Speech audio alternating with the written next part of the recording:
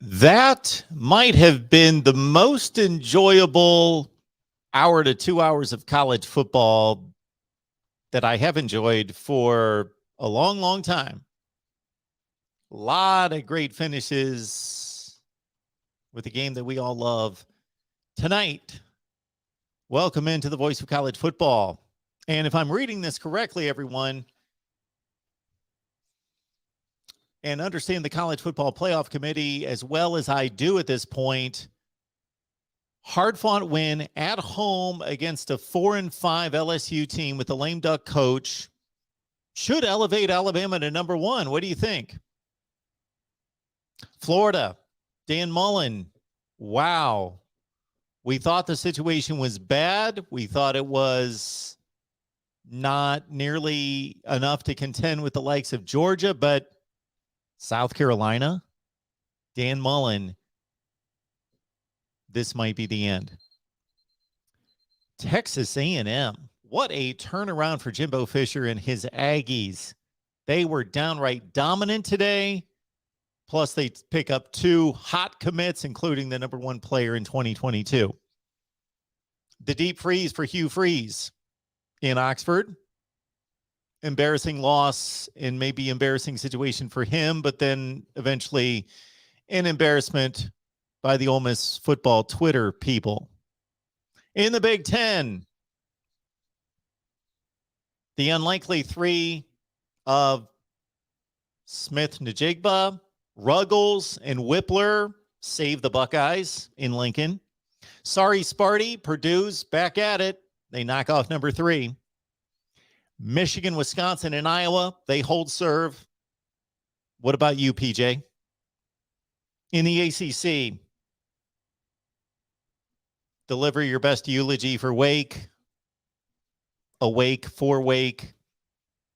Defense is not optional. No defense, no playoff bid. Sorry, Demon Deacons. It was fun while it lasted. In the Big 12, Texas collapses again. This is predictable, isn't it? Texas wins the first half, gets crushed in the second half. Iowa State bounces back. Gary Patterson proves to Baylor that he can still coach. And, of course, in the Pac-12, it's all about Oregon. They are the only one that counts. And it was a typical Oregon Ducks effort in Seattle. Didn't look good, didn't look pretty, didn't look acceptable, didn't look playoff bound, but they are still one of the 4. And oh yeah, Cincinnati, let's not forget about Cincinnati.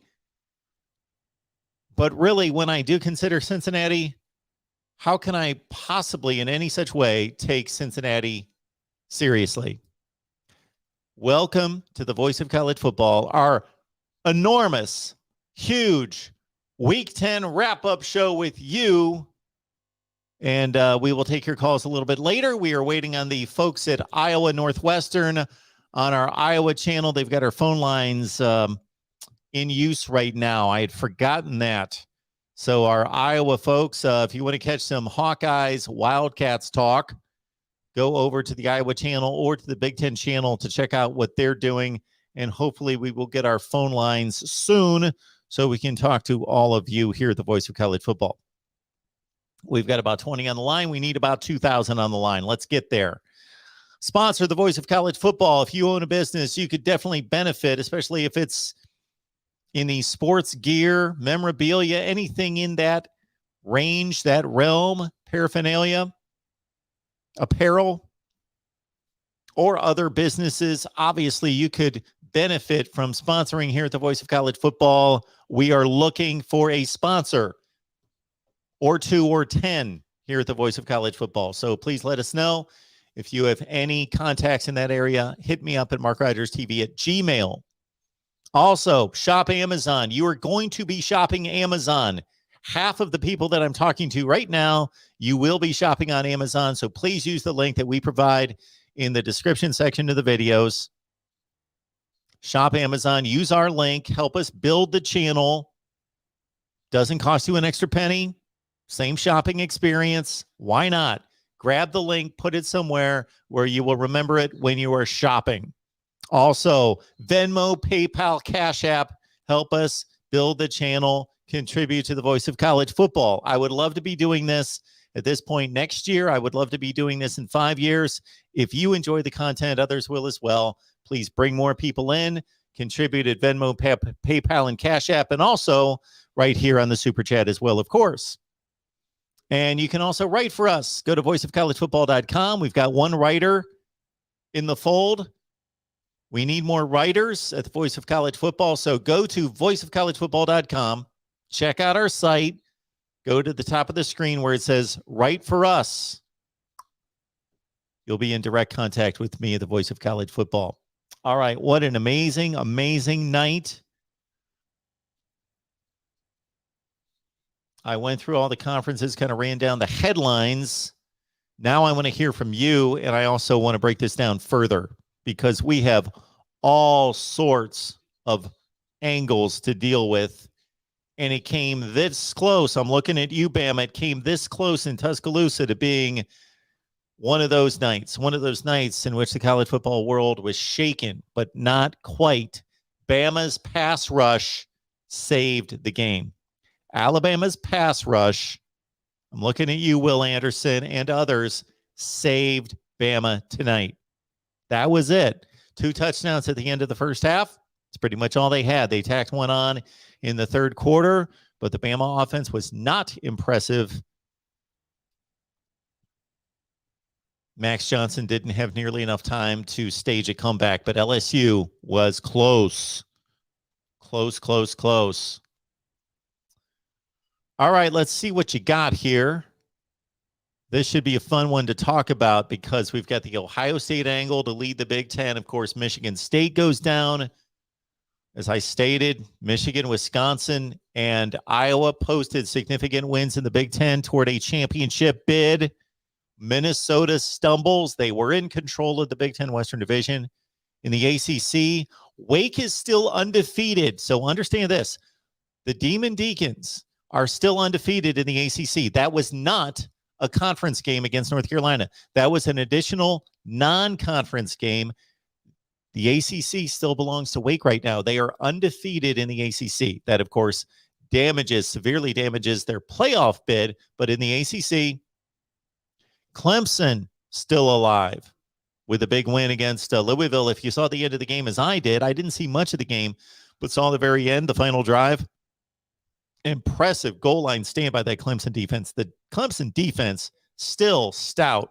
Goal line stand against Louisville, preserve a 30-24 win. In the Big 12, again, Texas collapses. They're 4-5. Florida's 4-5. Texas is 4-5. USC, I believe, would be 4-5 with the loss tonight. A lot of big players in college football. A lot of big power brands. LSU, Texas, Florida, USC, 4-5. And most of those will have new coaches in 2022. But Iowa State with a big win. Oklahoma State with a big win in the Big 12 with Oklahoma sitting on the couch. Texas A&M, though, team of the day, dominant team of the day against a really good Auburn team that's improved so much under Brian Harsin. Dominated 20-3. That was a beatdown. That was a physical beatdown domination. And then on the recruiting path, Texas A&M gets 2 top 100 players, including the number 1 player, Walter Nolan. The number 1 player in the 2022 class commits today to Texas A&M. And then this Oregon showing against Washington, whatever you want to make of that. Survive and advance, if that's the mentality, if it's more about style points, and if you can't put away Washington, Arizona, Cal, you lose to Stanford. Stanford continues to be awful. I don't know what to think of this Ducks team, except for if this is the performance that they bring to the college football playoff, they will lose to Georgia 45-10.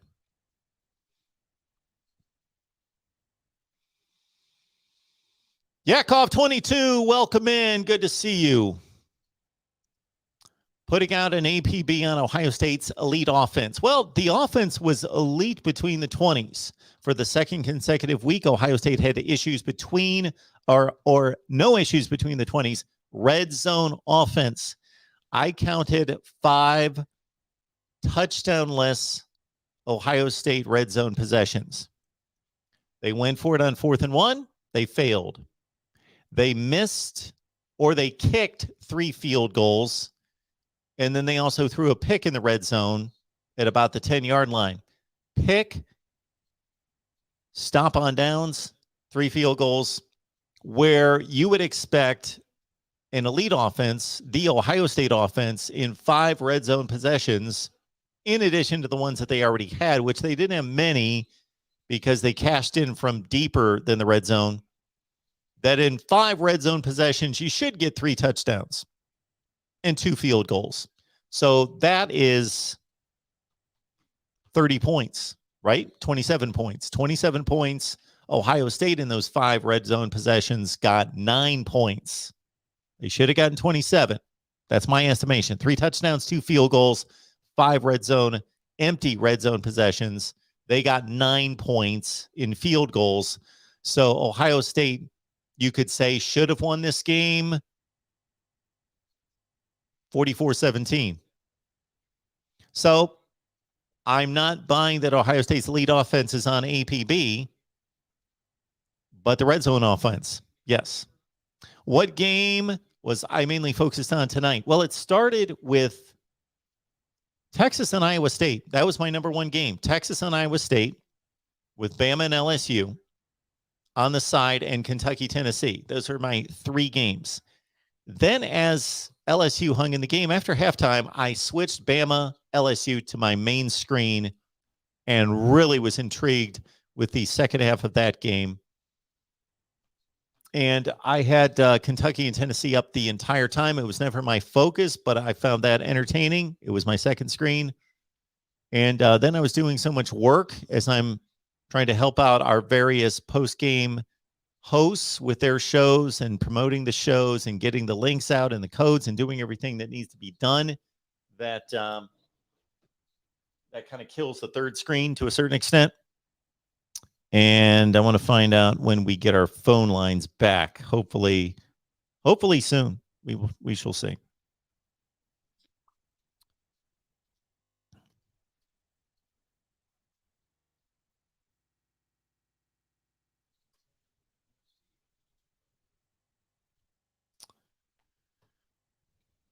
Johnny Bays, go Irish. Notre Dame wins over Navy. H-Man, you got to be happy and excited tonight. South Carolina's had nothing to be happy about since when? That 2017 season was pretty good to you. So 9-4, won the Belk Bowl, beat Michigan, or no?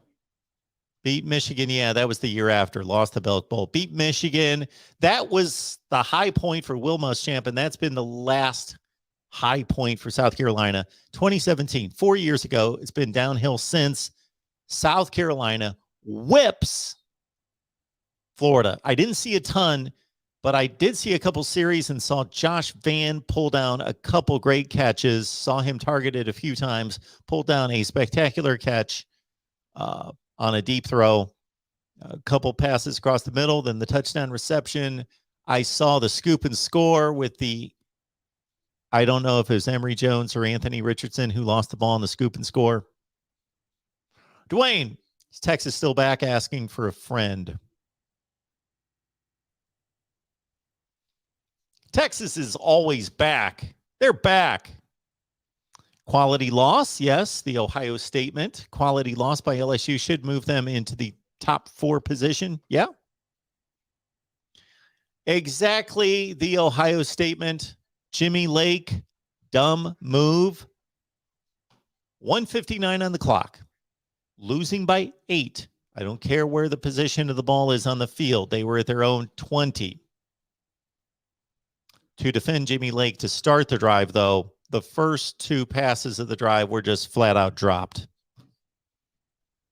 Dropped passes drive me nuts. I'm not talking about dropped passes like the defender makes a good play and knocks it out of the receiver's hands. Just talking about guys with space around them, nothing. And they just drop a pass that's right there.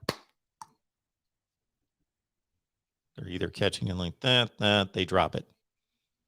I know it's going to happen at some point, but the game's on the line. Last drive, first down, tight end drops the ball. Easy reception for 8 or 9 yards. Drops the ball. Second down, other receiver drops the ball. They would have had a first down. And Jimmy Lake would not have, at least at that point, been forced with that decision. But on 4th and 10 with $1:59 left, and his team has 2 timeouts. Okay. If you punt, you have to stop Oregon, of course. So you cannot allow them a first down or the game's over. After the punt, you get to about $1:50 on the clock. Then you get to about $1:40, 45 after the first down, and $1:30, 35 after second down. Then you're out of timeouts. So on third down, it runs down another 45 seconds. They punt.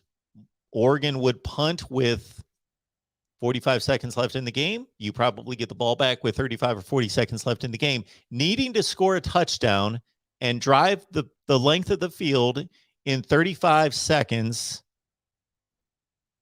you're going to have to convert a lot of 10-yard passes. Plus. So why not go for it on 4th and 10? Yes. Why is Washington punting? Dumb. Just like Virginia Tech did the same thing, 17-3. They are down by 2 touchdowns with 5 minutes left, and they punted on 4th and 5. Justin Fuente, he should be gone too. Maybe I'm just not tolerant tonight. I'm usually a little bit more measured, patient, tolerant, but tonight not tolerant or patient of these coaches making stupid decisions. Oregon wins 26-16. I picked it right. I will tout that up and, of course, promote the big Patreon offering that we have. I got to tell you, with each passing week, you're missing out. 13-8 against the spread. If you bet $100 per game, you're losing $800. Then you win about $1,200. So you make about $400.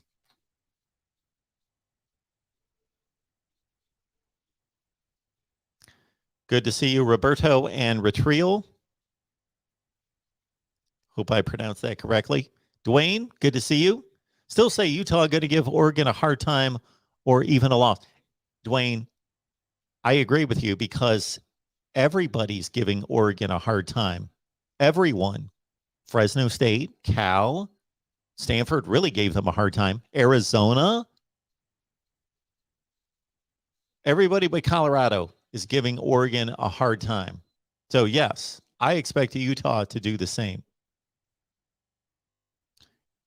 Bo, Clemson scores. They score 30 with Tyson Pumachan in the lineup. At some point, DJ Uiagalelei was injured. I don't know exactly what point in the game, and Pumachan must have done fairly well. I didn't see, again, I saw the last drive. So Clemson still breathing, still alive. Georgia, according to John Doe, will be 1995 Nebraska good if JT is 100% healthy starting and knocks the rust off. No major weakness besides the quarterback position. And that is not a major weakness.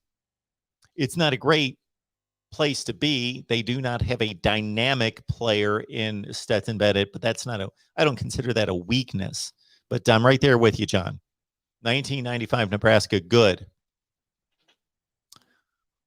Looking back at 1995 Nebraska, though, I would, of course, I watched all the games and all that sort of thing, but I'm not remembering any challenges that season. But I have made the statement here that no national champion has gone the entire season without being seriously challenged. Most of them obviously lose a game, but all of them, by my recollection, have been challenged. I mean, seriously, down to the wire. Last couple plays of the game, challenged. I don't know. I don't remember about 1995 Nebraska. I'm just curious. As soon as I see these scores, it's going to remind me of what happened that season. I know nobody cares about this, but I'm still going to look it up. So bear with me here. So that Nebraska team, of course, went undefeated. They won by 43, 40, 49, 42, 14 against Washington State, 57, 24, 23, 59, 38, 37, 38, yes, in the, of course, the Fiesta Bowl game against Florida. That Nebraska team in 1995, that is the team that goes against my statement. They were not challenged by anyone. 35-21, Washington State. And I don't know if that was a close game, 35-21, or a blowout, 35-21, if you follow me. Wow. And they played 4 teams ranked in the top 10. And they beat them by 24, 23, 38, and 38. 1995, Nebraska.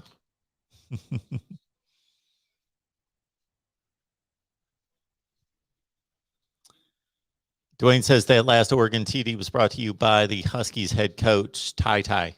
I don't know about the last touchdown. I did not see the last touchdown. I saw the last safety. Did you see that? So Jimmy Lake makes the decision that we just talked about that he should not have made. So he chooses to punt when he should be going for it on 4th and 10 with $1:59 left in the game, down by 8. And what happens? Maybe the long snapper for Washington was just sticking it to Jimmy Lake. I'm kidding, of course, but maybe he was sticking it to Jimmy Lake to say, you know what, coach, horrible decision, and I'm going to lock up this game for us. He snaps the ball right over the head of the punter, out of the end zone. Ball game. They're down by 10. Not use Dexter. Good to see you. I still have no idea what your name means, but good to see you. James says Oklahoma State's defense is for real. It is. Number 20. I wonder if number 20, because I've seen Oklahoma State play a few times, and I've been impressed with several of their defensive players. I want to see who number 20 is. Who's number 20? Okay, can we?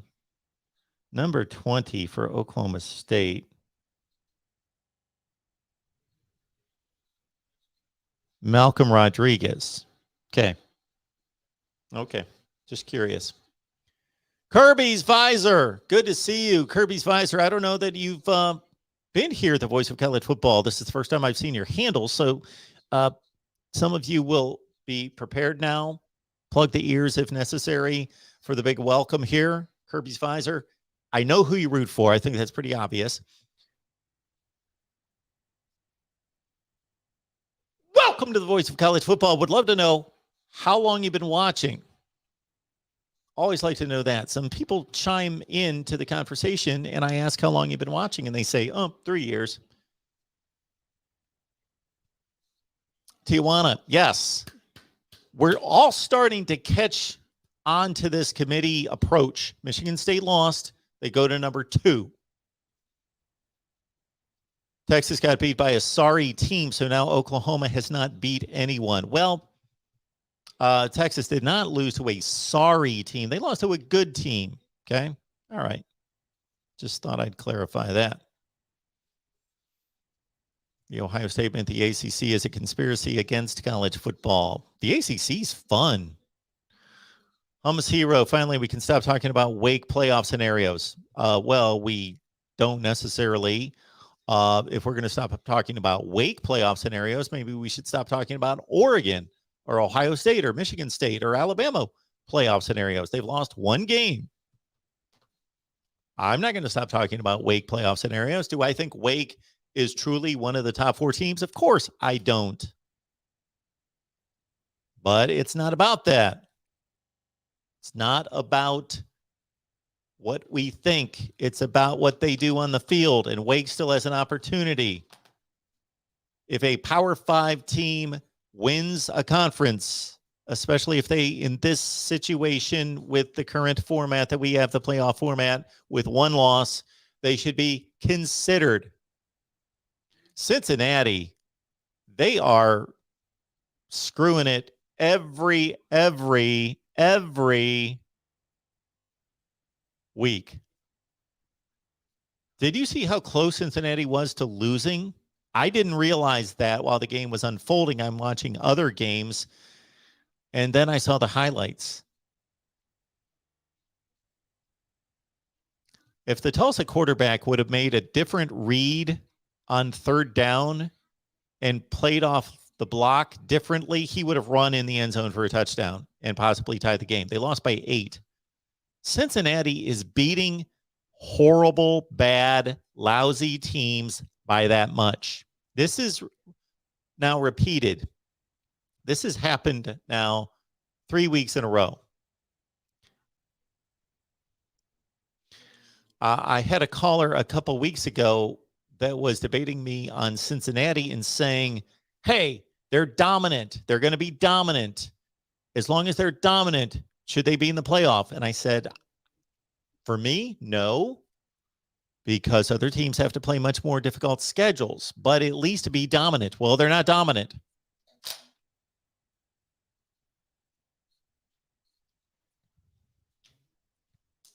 Hey, James.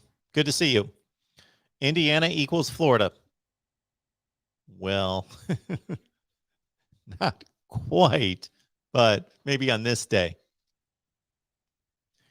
I don't know what that means. I don't care about your Amazon shopping data. I just want you to use the link. Amazon is not sharing their data with me. I would be more concerned with Amazon having your data than it getting to me. Them sending me 23 cents a month, I don't think they really fill me in. I'm not on the board of directors quite yet with that type of investment in the company.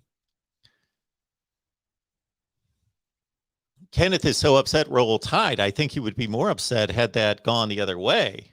You should be happy, happy, happy. Bama does not have to impress anyone. Bama does not need to impress anyone. They just need to win games. And they can even possibly lose the SEC championship game and get in. Still checking to see if I can get the phone lines.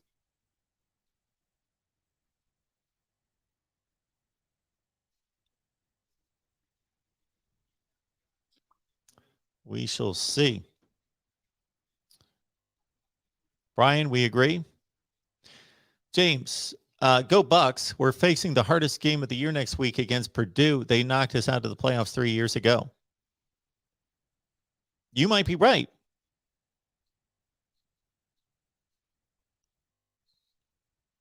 Is somebody talking about firing me? John? John knows something I don't know. Please, what do I need to do to keep my job? Retrial, I got to admit, I don't remember you. I have so many people making comments to me every day. I don't remember your comments. I'm sorry.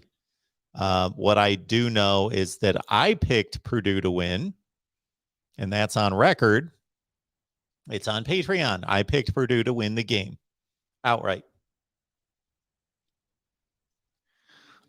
Michael says that the 33-year streak, meaning the last time Purdue won in Columbus, will end at next Saturday as Purdue will win 28-24. Okay, possibly. I don't really like Purdue's track record in putting together 2 consecutive good games. They do what they did today. They do that every couple of years, and now they've done it twice in 1 year, but they don't seem to do it back to back. They seem to find a team that they can lose to the next week, regardless of who that is, let alone one of the best teams in the country. So would I be shocked if Purdue beat Ohio State last week? Absolutely not. They were good enough to beat Iowa on the road. They were good enough to beat this Michigan State team. They are going to be playing a much better team than Iowa, certainly, and even better than Michigan State on Saturday, and they're going to do it on the road. And Ohio State loses one game about every 3 or 4 years at home. So I am not, I know you're a fan, Michael, so I understand your excitement. You should be extremely excited about today's effort against Michigan State, a game, again, that I called. That did not surprise me whatsoever. But yeah, that will be a tall task for the Boilers next week.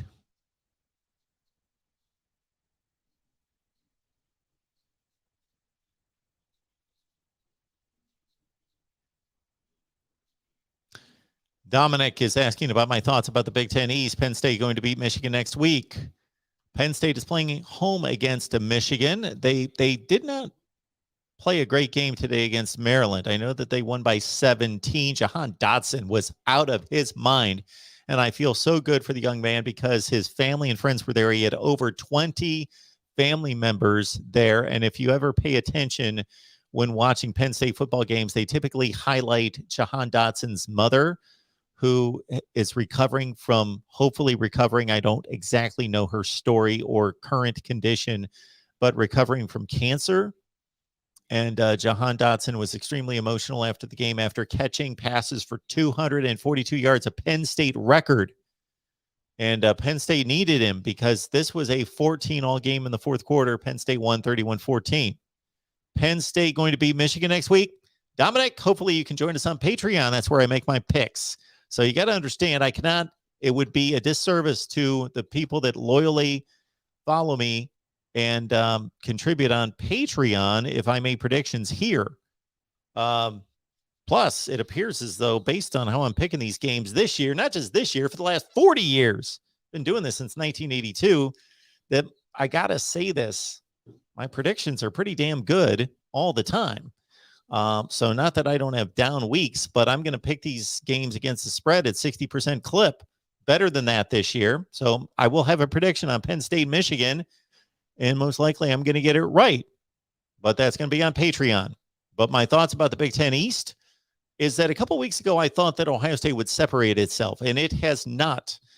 They played well against Penn State. I thought that game went about as according to what I expected. I picked Penn State to cover. I thought Ohio State would win decidedly, which they did, but it was not in anywhere close to a dominating performance. Penn State's a good football team. And Ohio State screwed up in the red zone a number of times, and they still have yet to clean that up. Red zone offense hurt them now for 2 consecutive weeks. So Ohio State has not proven to be the best team by far in the Big Ten. But I do believe that they're the best team, and I do believe that they will win the Big Ten. And Michigan State, I still believe that Michigan's a better team than Michigan State, and that was somewhat, Michigan State won the game fair and square. Great achievement by Mel Tucker and the Spartans last weekend. I think Ohio State's the best team in the Big Ten, and there is a very little separation between Michigan, Michigan State, Penn State, and Wisconsin. And then Iowa would be right there with Purdue on that third tier. Minnesota's lost a lot. They have lost 3 running backs this year. They are playing with their 4th and 5th string running backs. So PJ Fleck, it's just odd that he gets an extension this week and they lose a game in which they are a 15-point favorite and almost get shut out by Illinois.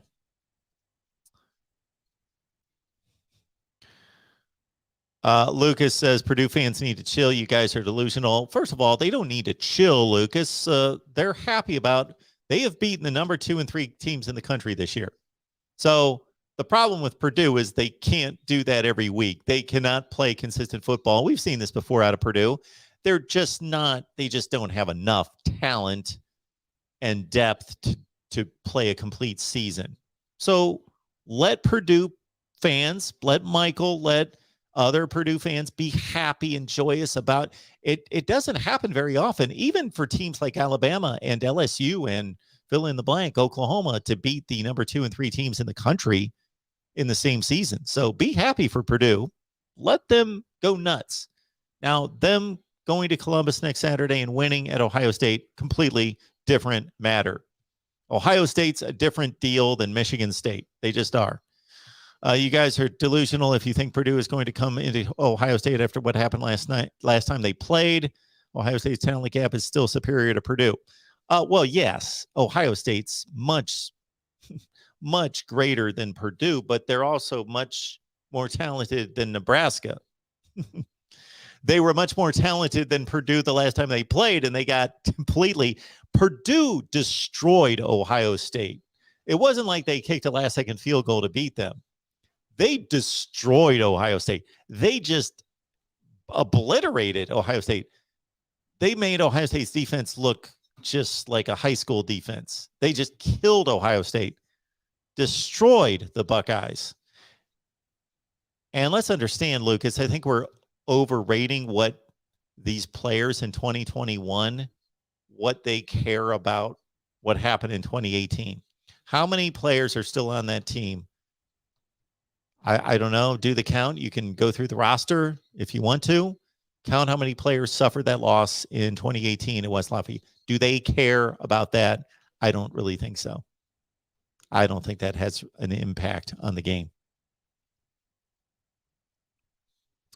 Pitt is 15-4 all-time against Nebraska. Well, considering that I cannot remember Pitt playing a game against Nebraska, I'm going to guess that all those games came before 1978 when I started watching college football, because I do not remember Pitt playing Nebraska. So that's a nice little tidbit, but that's ancient history. Down to 4 undefeated teams now. Well, we've got Oklahoma and, of course, Georgia, and we've got Texas San Antonio, and we've got Cincinnati, right? Is that it? Is that what you mean, Jay? G? We're counting all of them, right? Yeah.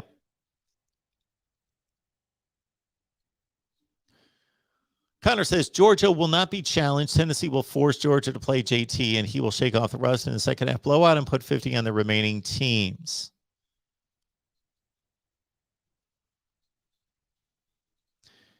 BYU goes to 8-2. They beat somebody called Idaho State. Lanny likes Penn State big over the team up north. Jay, good to see you as well. G-Dog, good to see a lot of new names in here. Felipe says, so my girl just changed the game on Arizona State USC. I was something and I want to watch Netflix. I'm like, what? Okay. All right. Some domestic struggle there. Okay. Oh, I'm getting into this between Michael and Lucas, and I'm trying to keep them both at bay. I'm playing devil's advocate for both, against both. Michael says, Lucas, I'm telling you. So Michael, when you type something in the chat, that's exactly what you are doing. You're communicating something to someone else or all of us. So I don't think you need to state that you're telling us something. That the streak is going to come to an end, and Ohio State is not that good of a team as they should have toasted Nebraska today. Well, Michael, your team just played Nebraska last week, and it was a closer game than Ohio State's game against Nebraska. I'm not understanding your logic. Michael, you understand that Ohio State's a much more talented team and a better team than Purdue. Okay? You understand that, right? And that doesn't mean that they don't have a chance next week. They do have a good chance. They got a chance. They got a 20% chance, 25% chance. We'll put it in that realm. Yes, Purdue could beat Ohio State. And I understand you're happy about what happened today against Michigan State, and you're happy about against Iowa. Purdue's lost to Notre Dame, Wisconsin, and Minnesota. Lost to 3 pretty good teams. Purdue will be playing the best team that they've played this Saturday, and it's not even that debatable. Mike, going back to 1994 and the Orange Bowl loss to Nebraska, in which Nebraska really just beat them down in the fourth quarter. It was a really close game. Miami had the lead the most of the game, and Nebraska's just superior brute strength and conditioning won that game. The Miami defense was gassed in the fourth quarter of that game. Yeah, Nebraska was just, they were just men. My goodness, those Nebraska teams in the 90s, just men. Not use Texter. Are you telling me to do that, to change the top chat to the live chat, or are you telling every people? Because I think that's an individual decision that everybody can make, I suppose. Bama fan, 18 national championships. Of course, they've got about 11 legitimate national championships. The other ones, yeah. I find it funny, and this can only be done in college football, that if you add up all the national championships that every team in college football claims, it means that college football was played back in biblical times. There are like 800 national championships.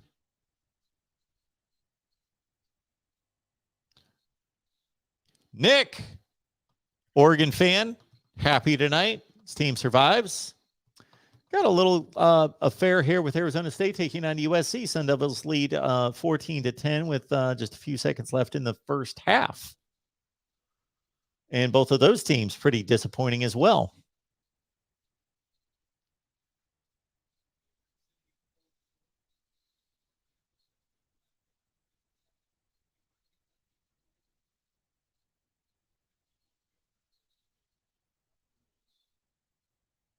There's our guy. There's our guy, Keith. You got to catch his article at voiceofcollegefootball.com. And I actually just checked out the site today, and we're going to get this corrected very soon, in which Keith's article each and every week is going to be posted prominently at the top of the page. So Keith posts an article. It's very smart stuff on college football each and every week, and it goes at the top of the site, and we're getting that figured out this weekend, according to the discussion I just had. James Scott, you are exactly right. 130 people here. We should have more likes. And right now we've got 178. So understand that when we've got 178 people here, that means more like 400 people have come through at some point. So we should have 400 likes. Even if we got half the people to like, we would have 200 likes right now. And I don't know how many likes we have, but James is keeping track of this for me and letting you know, like, this is the least you can do. Even if you don't agree with me and don't agree with my analysis, you're here for a reason. You enjoyed the conversation in the live chat. You enjoyed the debate that we have on college football. Best discussion, debate, and analysis. That's what we aim to produce here at the Voice of College Football. I'm not going to claim that we hit that mark every day. That's our goal. Best discussion, debate, and analysis. So please hit the like button. All you have to do is click the thumb up icon just below the video screen. Try it. It's simply a polite gesture. Thank you, James. M. Turner, Lawrence Phillips. Yes, I remember him. JG, why did Bama look like garbage today? Well, I was really locked in the last fourth quarter, let's say.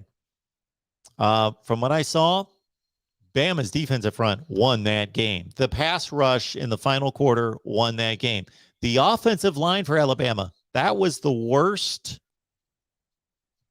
That was the worst unit on the field for Bama in the time that I watched the game. Alabama's offensive line was not moving people. They were not protecting Bryce Young, not moving people out in the running game. Issues there.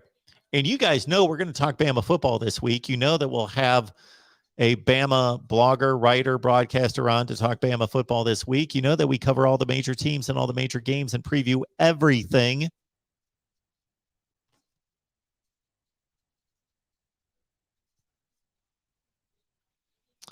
Yeah, Lanny. Purdue putting up 40, a 40 spot. Cheryl, it's nice to hear when fans are just happy with a win. Ohio State fans that are not complaining, not griping, not being overly worried or concerned. Yes, it's not a perfect football team by any stretch of the imagination, but they won by 2 scores. Nobody's beaten Nebraska by 2 scores this year. Not even the great Purdue team. Not even that amazing Purdue team. Alabama ran for 6 yards tonight.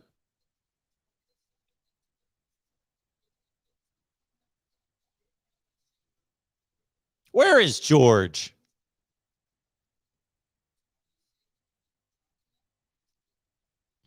Okay, let's not start this, Michael. Let's not, they should be this, they should be that. Purdue 6-3. Be happy with 6-3. Purdue is 6-3. Not this, they should be 8-1. They made too many mistakes. That's part of the game. You made mistakes. That's probably the most prominent component of evaluating football teams. If we go through all these games, what are the most important things that happen? Teams making mistakes. The teams that make the least mistakes, granted, if they're comparable talent-wise, those are the teams that win the games. Too many mistakes against Notre Dame, and the defense was gassed against Wisconsin. Well, that's another problem. If you're gassed, that means you're not in shape. You were gassed against Wisconsin, as Aiden O'Connell was Wisconsin's best player. Well, again, if your quarterback's not good enough to get the job done, then that speaks to the level of play of your team.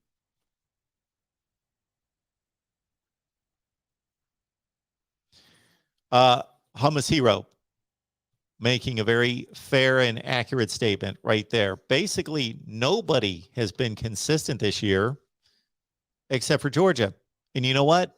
We could go every year in college football, and there's typically no teams, maybe one, maybe two. 2019 might have been an aberration with 3 teams, LSU, Ohio State, and Clemson, that were consistent every week, almost every week.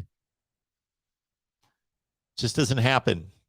We still know the best teams in America besides Georgia are Alabama and Texas A&M and Ohio State and Oklahoma, maybe Michigan, maybe Michigan State, maybe a few others in there. Then it becomes very watered down after that. Notre Dame, but not even Alabama's consistent this year. Ohio State's not even consistent this year. Oklahoma, but they are in that group of the top 5 or 6 teams in the country.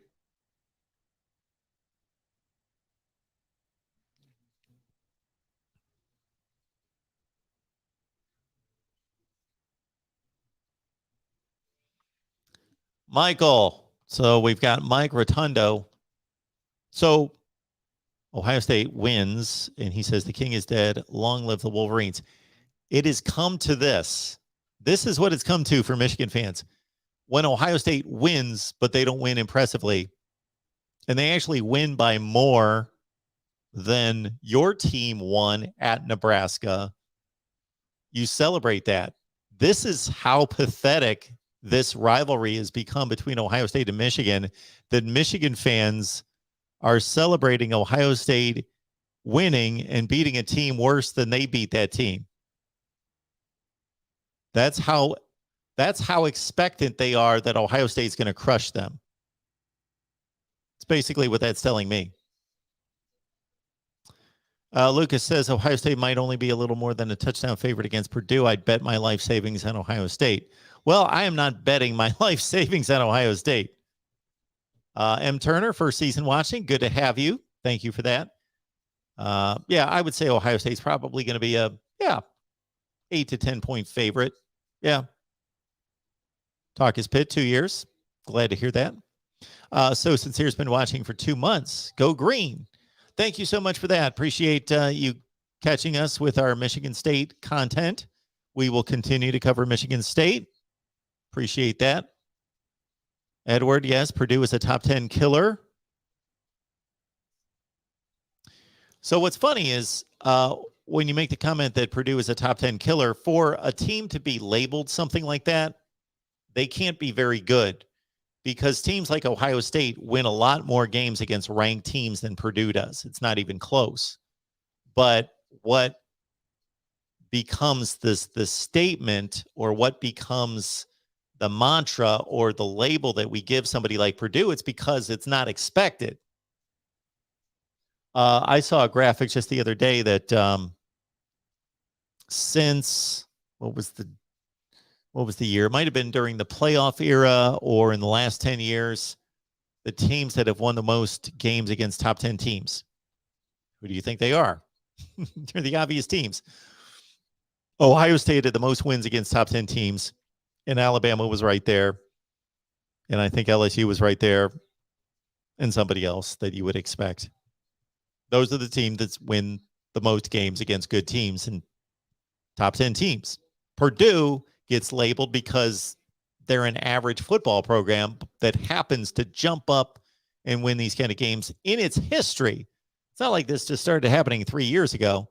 They've done this throughout their history. So they've beaten, I don't know, I would guess, I am going to guarantee, I will make a guaranteed statement here without knowing this as a fact, that Purdue's record against top 10 teams in its history is still well under 500. It's not even close to 500. They are a losing team against top 10 teams in their history. I guarantee that. Connor, the Mighty Beavers back down to life, still back down to life, meaning back down to earth. Still a bowl team and will still challenge Oregon. A 61-yarder sent it to overtime. A 61-yarder. Does the elevation in Boulder affect kicks? Woo, I guess. Michael, Mark, how you doing tonight? And are you finally starting to believe in Purdue, or do you think they are not a good team and should be a subpar team? I don't know what IYO means. Oh, my opinion. Yeah, it's always my opinion. If you ask me a question, then I would be stating my opinion in response. Do I think they're a good team? Yeah, I've thought they were a good team for quite some time. When I say a good team, I mean they're one of the top 25 teams in the country, something in that range. And maybe they're 21, maybe they're 28. They're in that range. Yeah, they've beaten two really good teams, especially this Michigan State team is one of the 15 best teams in the country. So that's a really good win. Iowa's one of the 15 or 20 best teams in the country, but their offense is still atrocious. Who else has Purdue beaten? Oregon State's okay. They're a top 50 team, 60 team. Again, they played Notre Dame close, fairly close. And their loss against Wisconsin was not embarrassing. They got whipped in the fourth quarter, as you state. The Minnesota game was close, but they really have the two wins. The two wins are impressive. Very impressive wins. Yes, Purdue's a good team. They're a good team. Are they one of the best teams in the country? No. They're a good team. They're a solid top 25 type team. Mike believes that Pitt will take the ACC. The Panthers won today against the mighty Duke Blue Devils to move on to 7-2, and they should win the Coastal. They will only have the one loss in conference play. Miami, by the way, did slip by Georgia Tech 33-30. Probably no one watched that game. It was like on ESPN Plus. JG, shouldn't Purdue be number 2? They have the 2 best wins in all of football. Well, that's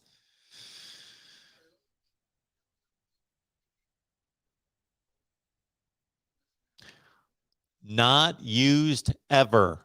Got it. Didn't have your glasses on. You know, I've got a big dilemma with my eyesight right now, where right now I've got my contacts in and it makes it easier for me to see the screen here and for me to watch the games, but I can't read my phone. I was trying to make some dinner tonight. I couldn't read the directions. It's awful. Richard, hey, Mark, what do you think about Iowa's backup quarterback? So I texted our guy, Corey Bratta, from the Hawkeye of the Storm, because I saw that Padilla was in the game, and I didn't know if Petrus got hurt or not. I just saw him play a little bit. I just saw maybe him throw 3 passes. So I've got really no opinion on him. I've not seen him play enough to have a strong opinion one way or the other. Let's see. I'm going to try to fire up the phone lines. I don't know if it's clear yet. Let me give it a shot here. You guys want me? Kirby's Pfizer, you're right. If we could somehow have God come down, I think he's busier tending to more important things, but he is God and he is omnipotent and omniscient, so he can do a bazillion eternal infinite number of things at the same time. So he could handle this for us, but again, this is just play stuff that doesn't matter. If God could come down and tell us, okay, these are the 4 best teams, then we just put those 4 teams in the playoffs and we're all set. And we know God told us these are the 4 best teams. But we don't have that. So when the committee, I always cringe. Sometimes I cringe. It depends on my response or my mood on that particular day. Some days I cringe. Some days I get pissed off. Other days I laugh and I'm amused when the committee says we're selecting the 4 best teams. You don't know who the 4 best teams are. You're an idiot if you believe you know the 4 best teams. You can have an opinion. I have an opinion on the 4 best teams, but if you truly think that you know who the 4 best teams are, then you, and when I say you, I'm not talking about you, Kirby's Pfizer, or any particular single individual, but just in general, you are a moron. If you truly believe, I know who the 4 best teams are. You can have an opinion. I've got an opinion right now. My opinion doesn't even, I will tell you that I don't even have an opinion on the 4 best teams. I would say the 4 best teams are Georgia for sure. I still believe Alabama's the 2nd best team. I still believe that Ohio State's the 3rd best team. I'm starting to believe that Texas A&M's the 4th best team. Maybe those are the 4 best teams. If Texas A&M played Oklahoma or Cincinnati, you know, I was thinking about this tonight when I saw a couple tweets come together. And somebody made a joke about LSU losing tonight and being placed in the top 4 in the college football playoff by the committee. And I thought, or them jumping Cincinnati. And I thought, that would actually be an interesting game. Would you not love right now? Give me this in the live chat. What 2 teams would you love to see play next week? Here's the game I want to see. I could probably come up with a better one, but this is the one that hit me based on seeing these tweets after LSU lost to Alabama. And some Cincinnati fans were a bit annoyed by the situation. Would you not love to see Cincinnati and LSU play? Considering what Cincinnati's doing against the likes of Tulane and Tulsa and Navy, would anybody be surprised if LSU beat Cincinnati? Not me. Not me. Okay, I'm going to go down to the bottom of the chat, so I hope I don't miss anything that was earth-shattering. Bama fan says LSU would destroy Cincinnati. I don't know that they would destroy them, just like Georgia did not destroy them last year, but I would take LSU to win. There we've got LSU. We've got Mal also says LSU wins that game. Mark, that is the game that I think if we took this poll on a regular basis, what 2 teams do you want to see play? Over the course of time, these are the 2 juggernauts of the sport. I don't think anyone can really debate this. If you look at it currently, and you look at it historically and put those 2 together, Alabama and Ohio State are the 2 greatest programs in the sport when you put together historically and currently. Even a couple of years ago when it was Clemson in front of Ohio State, I would make the comment, not just taking today into consideration, but historically, and putting historic together with current, people want to see and would love to see Alabama and Ohio State play anytime. Yeah, Georgia, would they boat race Ohio State? I do not believe so, but I understand that opinion. I don't believe so. I think that they would win the game. Ohio State is one of the few teams in the country that would have a chance of beating Georgia. I only think about 3 teams could beat Georgia, possibly on their best day, and Ohio State's one of them. Clearly. But yeah, Ohio State, Alabama. That's the game everybody wants to see all the time. We saw a poor version of that last year. We saw an amazing version of that in 2014, and we were robbed of seeing it in 2015. Instead, sorry, green and white fans, you weren't one of the 4 best teams in 2015. You earned your playoff spot clearly, but Ohio State, Alabama in that playoff in 2015, now that would have been a game. But that's the game. They're the 2 teams that historically, they're the 2 that have a say in we are the greatest. Ohio State is the best winning percentage of all time. Alabama is the most national championships. So anyway, yes, 2014. Josh, if he could see any game, he wants to see Tulsa and Tulane. So, Josh, that would be the game that I would want to see, except for I get a bit confused. Those are the 2 teams that confuse me in a sense, because when I take notes, I typically write down TUL. And then I don't know if I mean Tulane or Tulsa. So that would be a bit confusing for me. Alvin, Ohio State has not seen a defense like Georgia. Georgia has not seen an offense like Ohio State. So you can complete the comment there, but you are correct. Georgia's defense is just flat out the best, dominant. Texas A&M played a game today like Georgia plays, but the best way I can explain it, and I've said this a few times about how dominant Georgia is, consider that Arkansas was beat down 0 points, just humiliated. The next week, they went to Ole Miss, took on an Ole Miss defense that's not good, but they're SEC players. They can play. They've got talent. They put up 51 points. Florida's putting up points against teams until they came off the rails here, and then they play Georgia, and they put up 3 points. Georgia's defense is just so ridiculously good that this is the best way I can put it. Especially in watching the Clemson game, and then watching the Arkansas game, it hit me in watching the Arkansas game. This Georgia defense is so good. They don't even allow teams to run their play. Like most good defenses, at least the team's allowed to run the play, and they stop the play. Georgia wrecks the play before it develops.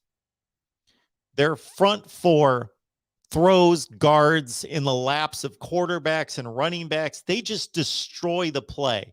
They just wreak havoc and just lay waste and just lay carnage in the backfield. They just blow up plays. It's impressive. It's great.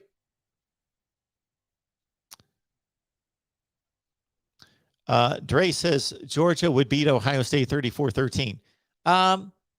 I think it would be a better game than that, but I would not be surprised if that was the final score. But Ohio State would score more than 13 against Georgia, I believe.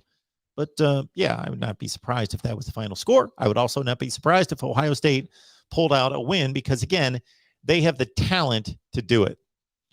There are 3 rosters in the country that are the best 3 rosters, and it's hard to distinguish between the 3, Alabama, Georgia, and Ohio State. Those are the 3 best rosters. That doesn't mean they're the 3 best teams. The 3 best rosters in the country.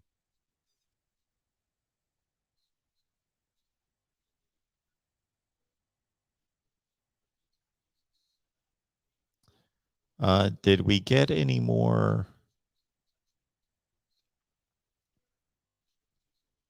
This is funny. So Dennis, I love when people just try to hate and make asinine statements.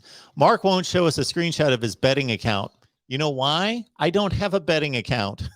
So it's kind of difficult for me to show you a screenshot of my betting account, Dennis, you moron, when I don't have a betting account because he doesn't actually place wagers on his game predictions. I call them as I see them. You don't have to call them. I will state that I've not made a bet on a football game in about 5 years. I used to bet tons of games. So it's not like I'm afraid to. I did it for years and years and years. It just doesn't. Dennis, believe it or not, I'm just extremely busy, and opening a betting account and laying bets, I don't get enough done for the things that I need to do to run this business. So I'm more concerned about that than laying down $15 bets on football games. So Dennis, stop making idiotic statements. Yes, I cannot show you a screenshot of a betting account that does not exist.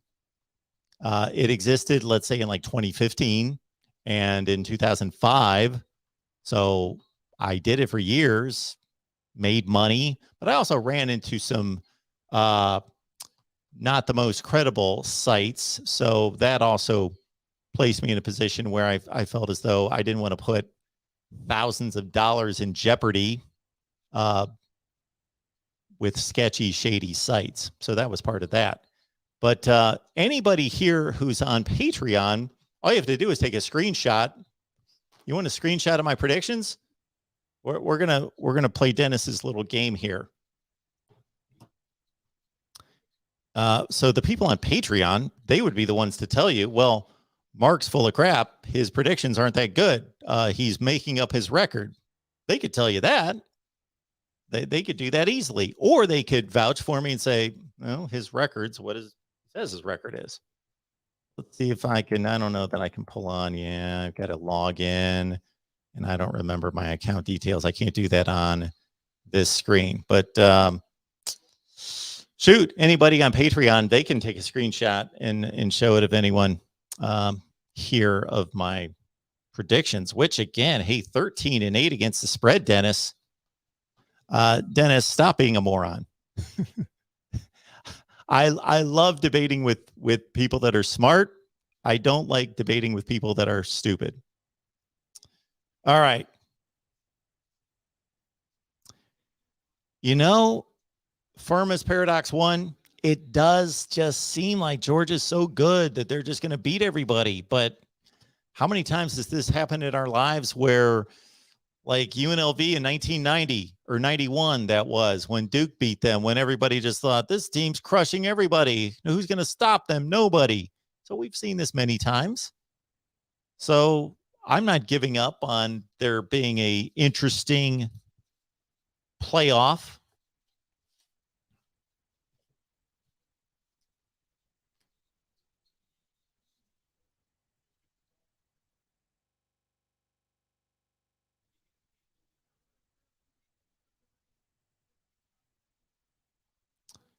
Star Trek, the Big Ten is so bad that the best teams can barely beat Nebraska. Okay, Star Trek, what conference is better than the Big Ten? And I would guess that you would say the SEC, and you would probably be right.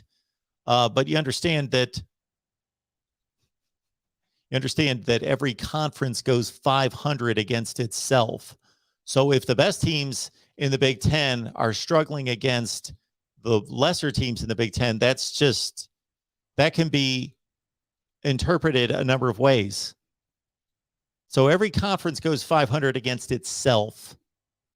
So the way to determine or judge or evaluate a conference is by the results against the other conferences. And the Big Ten arguably has the best results against the other conferences this season. You understand that, right? You get that, okay? So that's an ignorant statement to make. Nebraska took Oklahoma, who is currently 9-0 in the Big 12, to a one-score game on the road. We're getting a lot of great discussion and debate, but we're also getting a lot of ignorance, more so than typical ignorant comments.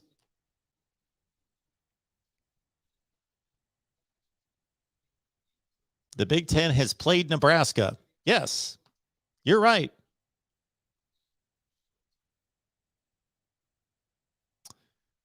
Uh,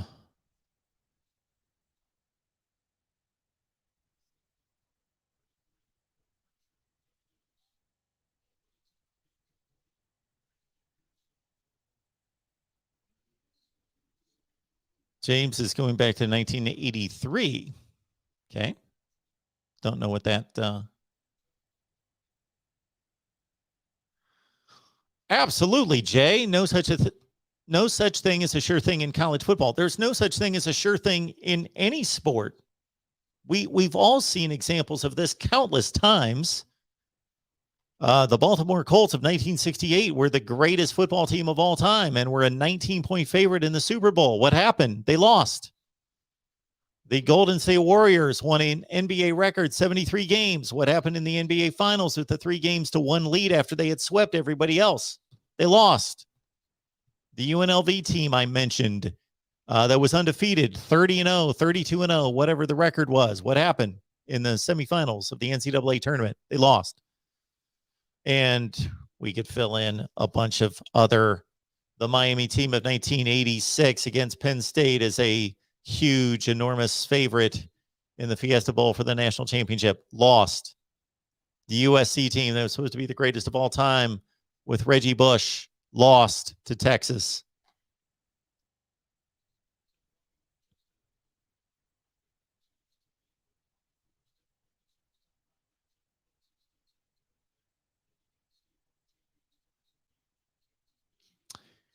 Antoine likes the Big Ten from top to bottom better than the SEC. Could be. I think it's a great comparison this year. I still believe that the SEC is probably better, but I'm judging that more based on talent, the talent from the recruiting rankings and the talent from that will be produced into the NFL draft. But based on results, Mike, I think Mike's on Patreon. Are you not, Mike? Mark is 2-0 on the Purdue upsets. Yes, I am. Thank you for that. So take that, Dennis.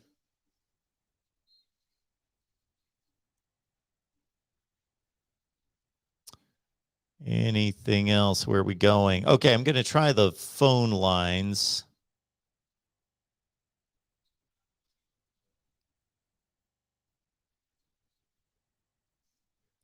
I do a lot of begging on here. Yes, I do a lot of begging. Dennis.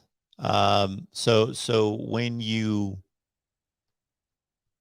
decide to leave a job, as I did, that was doing quite well. I'm not going to tell anyone how much money I was making, but just doing fine. And you follow what you would like to do and you take that jump, then yes, you've got to, you suddenly are in a position where you're making nothing. You've got to earn a living. That's what it's called. So I will mention the times. Dennis, you are so ignorant of the way the world works.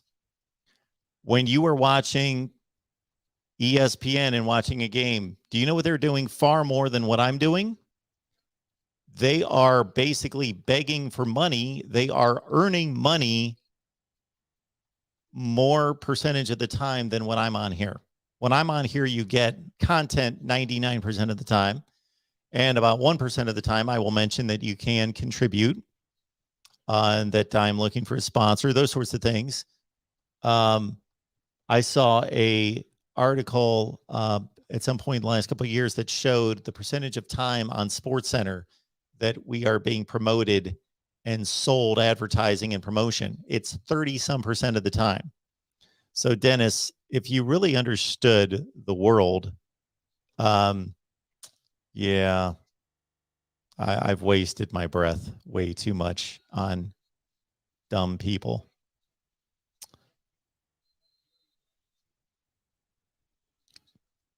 Scott, good to see you. Good show, Mark. SEC championship game will still be big. Scott at BJ Report. I don't know what that means. Scott Frost, BJ Report. SEC championship game. Yeah, it will.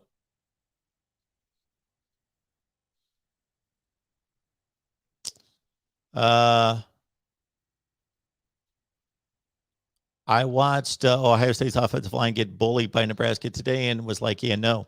I thought Ohio State's offensive line, for the most part, outplayed Nebraska, but late, yeah, in the second half, it then became more of a Nebraska game. Dennis is challenging me to some kind of calculus contest. I am frequently on here bragging about my calculus skills. I do that quite often. Hey, Cheryl, good to see you. Still laughing with me? You have to laugh at this, don't you? Sometimes you got to laugh at these people.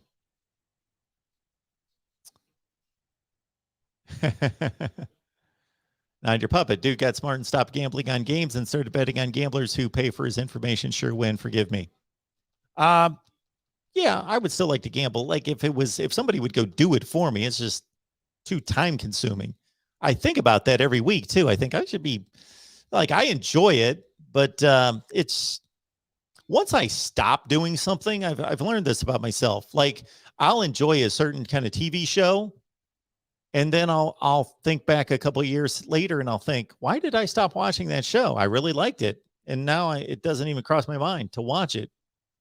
And I just get in and out of patterns in life. I don't know if other people do that, but I do that all the time. I'll think, oh, I used to eat this all the time. I never eat it anymore because I just got out of that pattern or that habit of eating something or watching something. And it's the same thing with that. Just one season, it didn't cross my mind in August to, I still have those accounts probably, because I haven't like closed them or shut them down with whatever betting sites. So I wouldn't remember my login information, but I just didn't take the time to go back in there. Yes, Ohio State could not cover the spread against Nebraska, just like every other team that's played Nebraska has not covered the spread. Alabama did not cover the spread tonight against LSU. Alabama did not cover the spread against Florida. Alabama did not cover the spread. I think they did very late against Tennessee. Yes, they did not cover the spread against Texas A&M. Yes. If we're going to talk about what teams do not cover the spread, I think we'll be talking about every team in America.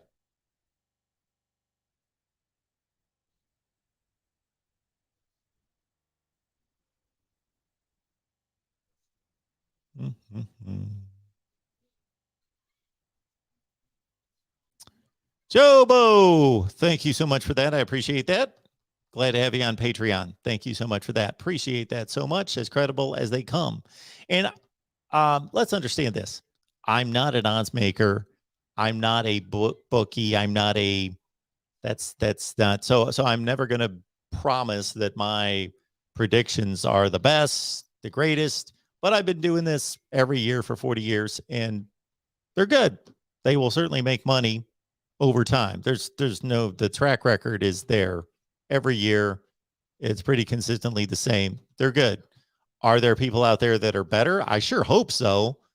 I would hope that there are people out there that make better predictions than I do, because I know people that put 40, 50, 60 hours a week into it. That's their job.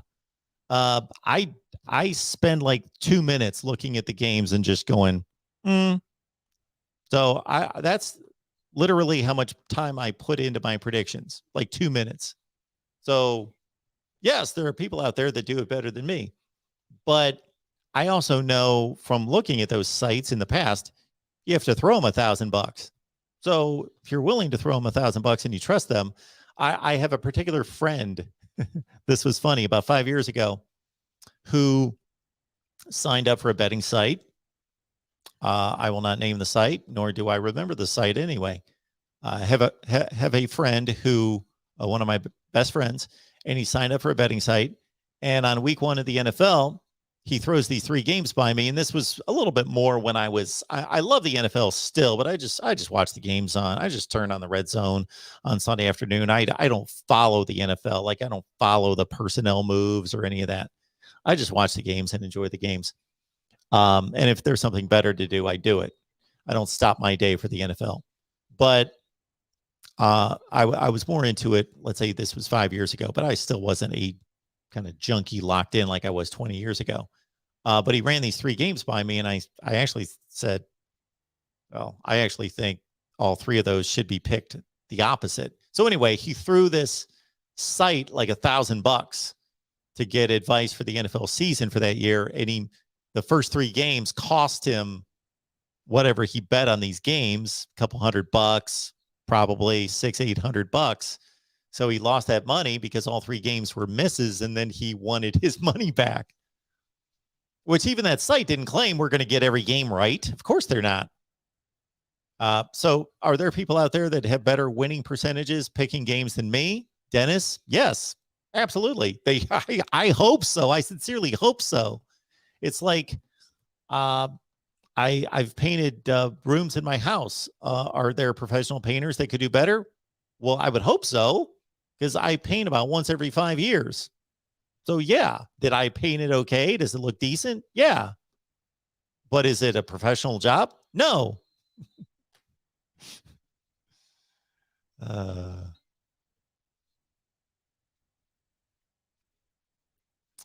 All right, let's give the phone lines a shot here.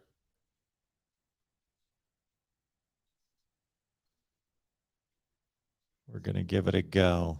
See if they're open.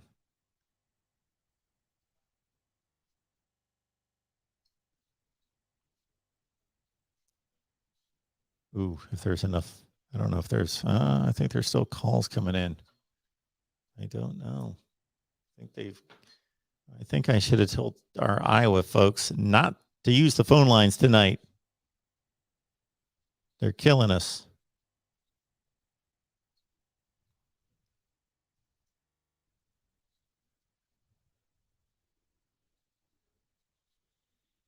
Thank you for calling. Oh, maybe it's free. Dennis, if you're still in the live chat and I get the phone lines going here, why don't you give me a call? That's what we should do. Why does the You are now in the host room and can manage your callers from the Hey, we got the call-in line. Oh, maybe not. No, they're there. All right, thank you very much. All right, appreciate the call. All right, let's get to our next caller here. Hopefully, maybe. Oh, and he just dropped off. We can listen to the Iowa show. Robert, if the coach received a penalty for putting his face in his cap, how many penalties did Hayden for that stellar Northwestern game?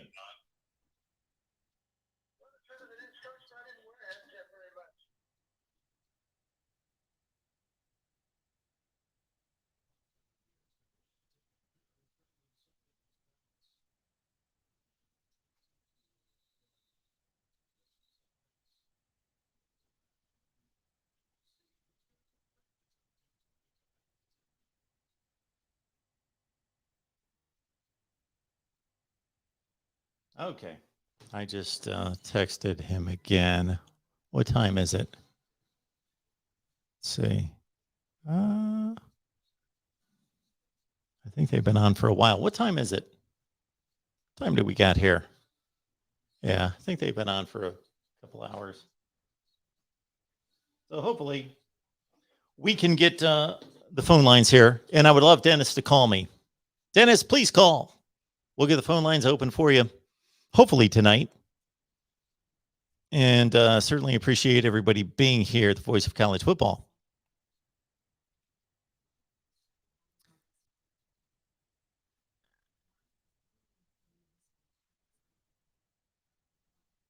Dennis. Dennis,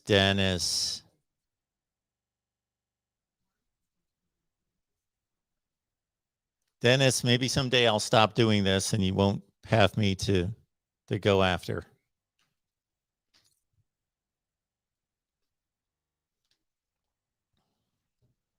All right. Nick says Ohio State's played a bad schedule. That bad schedule is becoming very good very quickly, though. Very quickly becoming a very tough schedule. If you add on Purdue and Michigan and Michigan State in a Big Ten championship game to whatever what they've already played, it becomes very tough very quickly.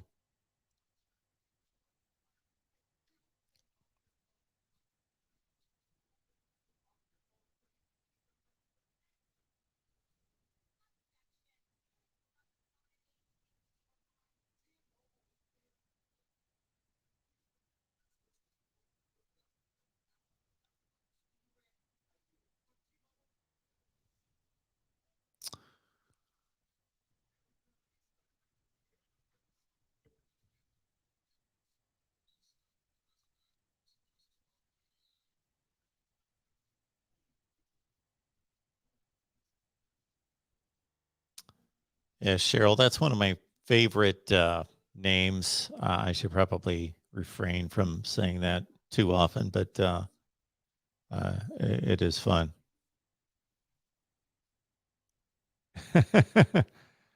Mark's old school. He has a guy. I got a guy. My guy. Better coach, Luke Fickell, Dave Clawson. I guess give me Dave Clawson. They're both good. They're both good. Antoine, I completely agree. Georgia's been the only team that has not shown any vulnerabilities. Not that they don't exist. Maybe they do. Maybe they don't. Maybe they're just that freaking good. Dre makes a good point. I like Dre's suggestion right here. The Heisman Trophy is supposed to go to the best player. We know it goes to the best offensive player. They should rephrase that statement about the Heisman Trophy qualifications. It doesn't go to the best player in college football. It goes to the best player. It goes to the best offensive player that most likely plays quarterback or maybe running back. That seems a little awkward of a statement, but that's the truth. Maybe they could write that in a more kind of fluid way. But yeah, the Heisman Trophy should go to the entire Georgia defense. Yeah. Yeah.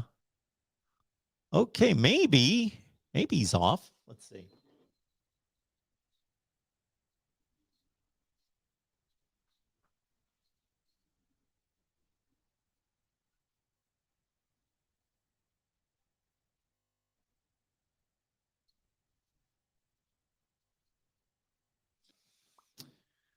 All right, let's see what else you guys have.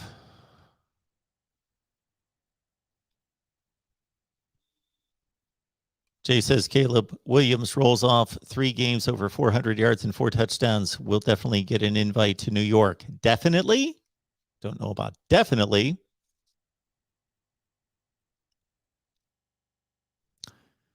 Dennis says, my call is from a 202 area code. Pick up Mark. Well, Dennis, the phone lines aren't open. If you've been listening, we are waiting for the phone lines to be released. So you will have to wait till then. Texas, are they ready for the SEC? This Texas is not ready for the SEC. They're not ready for Iowa State. They're not ready for the SEC. Yeah, Wake in North Carolina. Very impressive from an offensive standpoint and fun to watch. Not very good, but fun to watch. What happens to Michigan State and Michigan in the rankings? Well, Michigan State obviously plummets, and Michigan should hold steady. Sure. They had a reasonably decent game.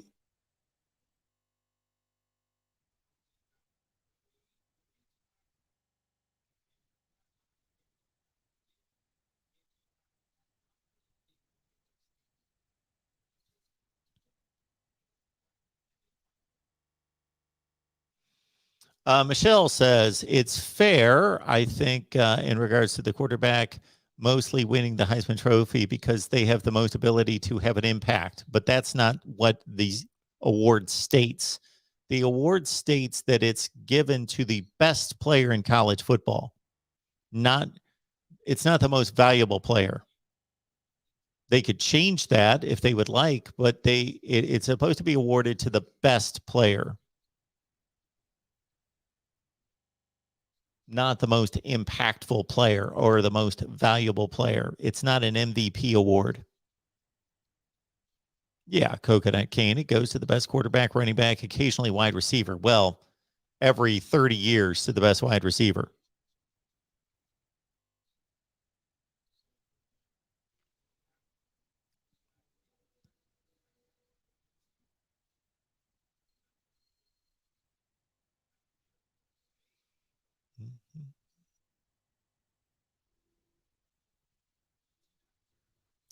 Dennis, if you are calling right now, you are calling the Iowa show.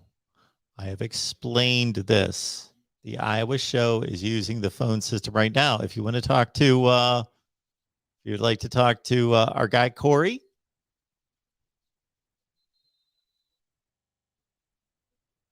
Yes, Dennis, I am absolutely afraid to talk to you. That's certainly been my MO here. I'm only here like 5 times a week taking calls.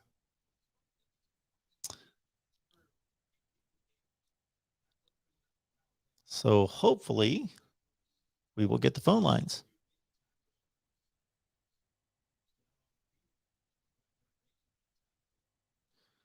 Jeff lives in Iowa and hates the Hawkeyes.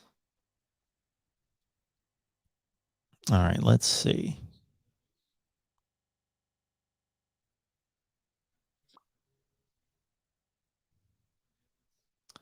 Oh, let's give it a shot again.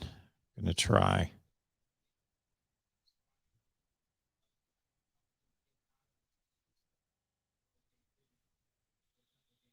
Thank you for calling Collin Studios host. Digit PIN number.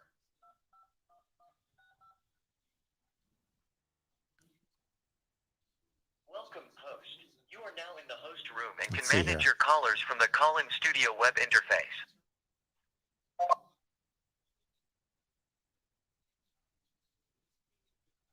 Oh, maybe I've got it. Maybe.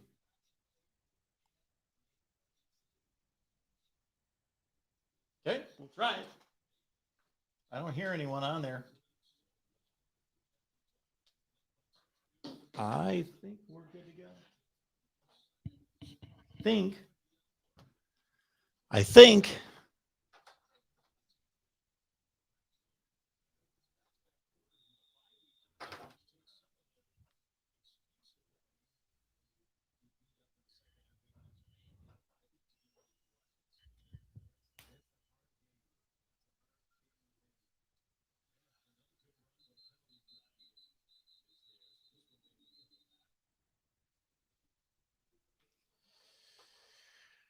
All right, let's see.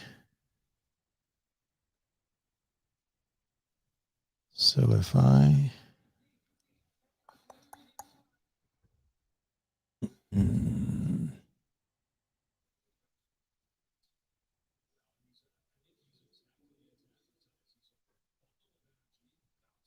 Okay, I think these calls are targeted for us, so I think we're good to go.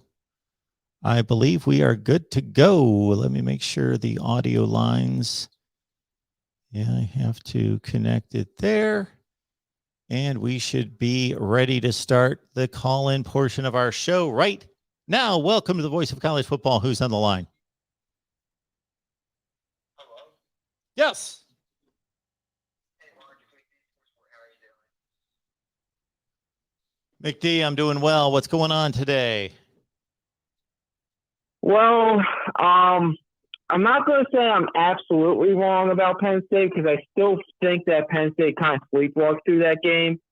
But Dan Enos needs to be fired immediately, as far as I'm concerned. The male and offensive coordinator. I could see why Miami fans wanted him gone and why I want him gone as a Maryland fan. This offense is the best offense I've ever seen, like in my life. I mean, one drive is very great, and then like of course they fumble it because that's what Maryland does. The next drive is anemic and it just looks horrible. Well, So, McD, I will say this. The first thing that you stated is that you're not that you believe that you were kind of right or sort of right or something like that. Well, you predicted Maryland to win the game, correct? I'm going to hold you accountable here. They did not win the game. I know. I understand. I do understand. Now, see, I didn't watch any of the game. I saw the final score, and then I went to the box score and I read the article, and I understand that it was 14-all in the fourth quarter. So it was much closer than the final score would indicate, and that Maryland blew a ton of red zone opportunities. So you're right about that. Yes. So, yeah, I just wanted to come on here and let you know, like, I know the score was 31-14, but it was a lot closer than that. It was 14-14 in the fourth quarter. It was just that offense was horrible. They had a pick six, Penn State did. That was one of the touchdowns. And Maryland's defense played well this game. I'm not blaming the Maryland defense at all for this one. I thought they played well. But at the end of the day, this offense is way too inconsistent for them to win consistently. I still think we're making a bowl game. But I just want to come on here and let you know that, like, I know you're going to see the score is 31-14, but it was definitely a lot closer than that score. One other quick thing before I let you go, Mark, because I'm sure everybody wants to call you. Which coach you think is going to get let go first? Justin Wilcox at Cal or Dan Mullen at Florida?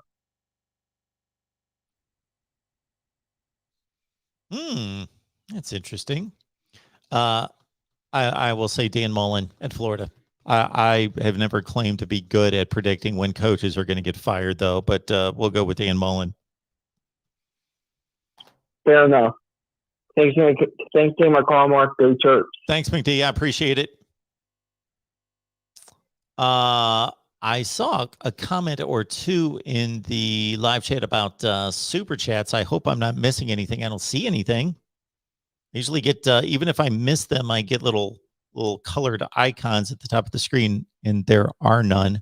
So somebody please let me know if there are super chats that I'm missing, because you guys know that I always want to honor and recognize any super chats and pull them to the screen if I possibly can. And if not, I will at least acknowledge those.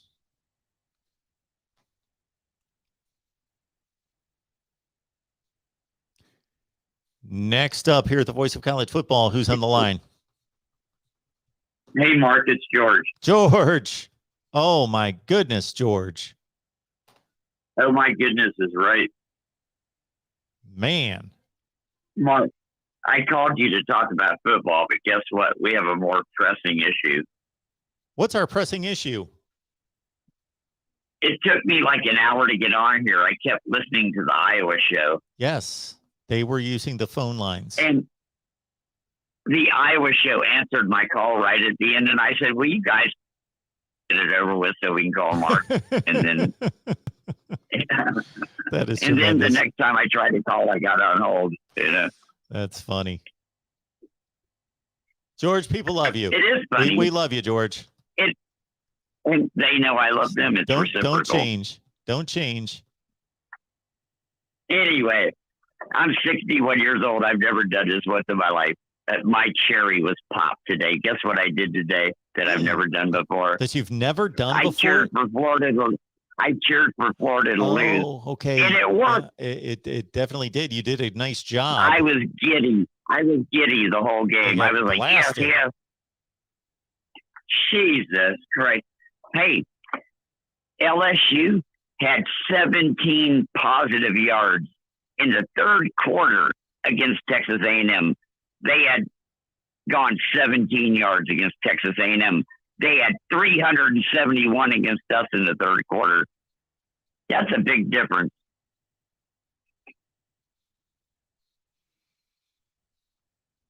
You're talking about Auburn. Auburn played Texas A&M today. They put up a statistic at the end of the show today when Florida was playing South Carolina. Yeah. And it showed how South Carolina had gained 17 yards in the third quarter The whole game through 3 quarters, they had gained 17 yards against. What? That's how bad they are. Oh, against Texas A&M. I'm pretty sure yeah. Oh, yeah. They I'm couldn't pretty do sure anything. that 17 yards in 3 quarters. Yeah. They had 371 against us. Yeah. They were losing 30 That's to a big nothing at difference. halftime. Yeah.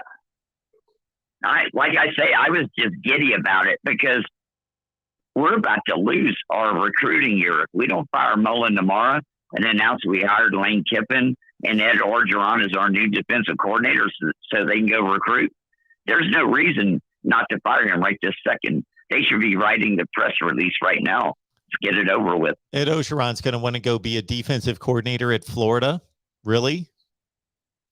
Oh, they all do it. Will Muschamp at Georgia is an administrative assistant. Yeah, he's never won a national championship. That's a good point. Maybe he wants to take Louisiana something.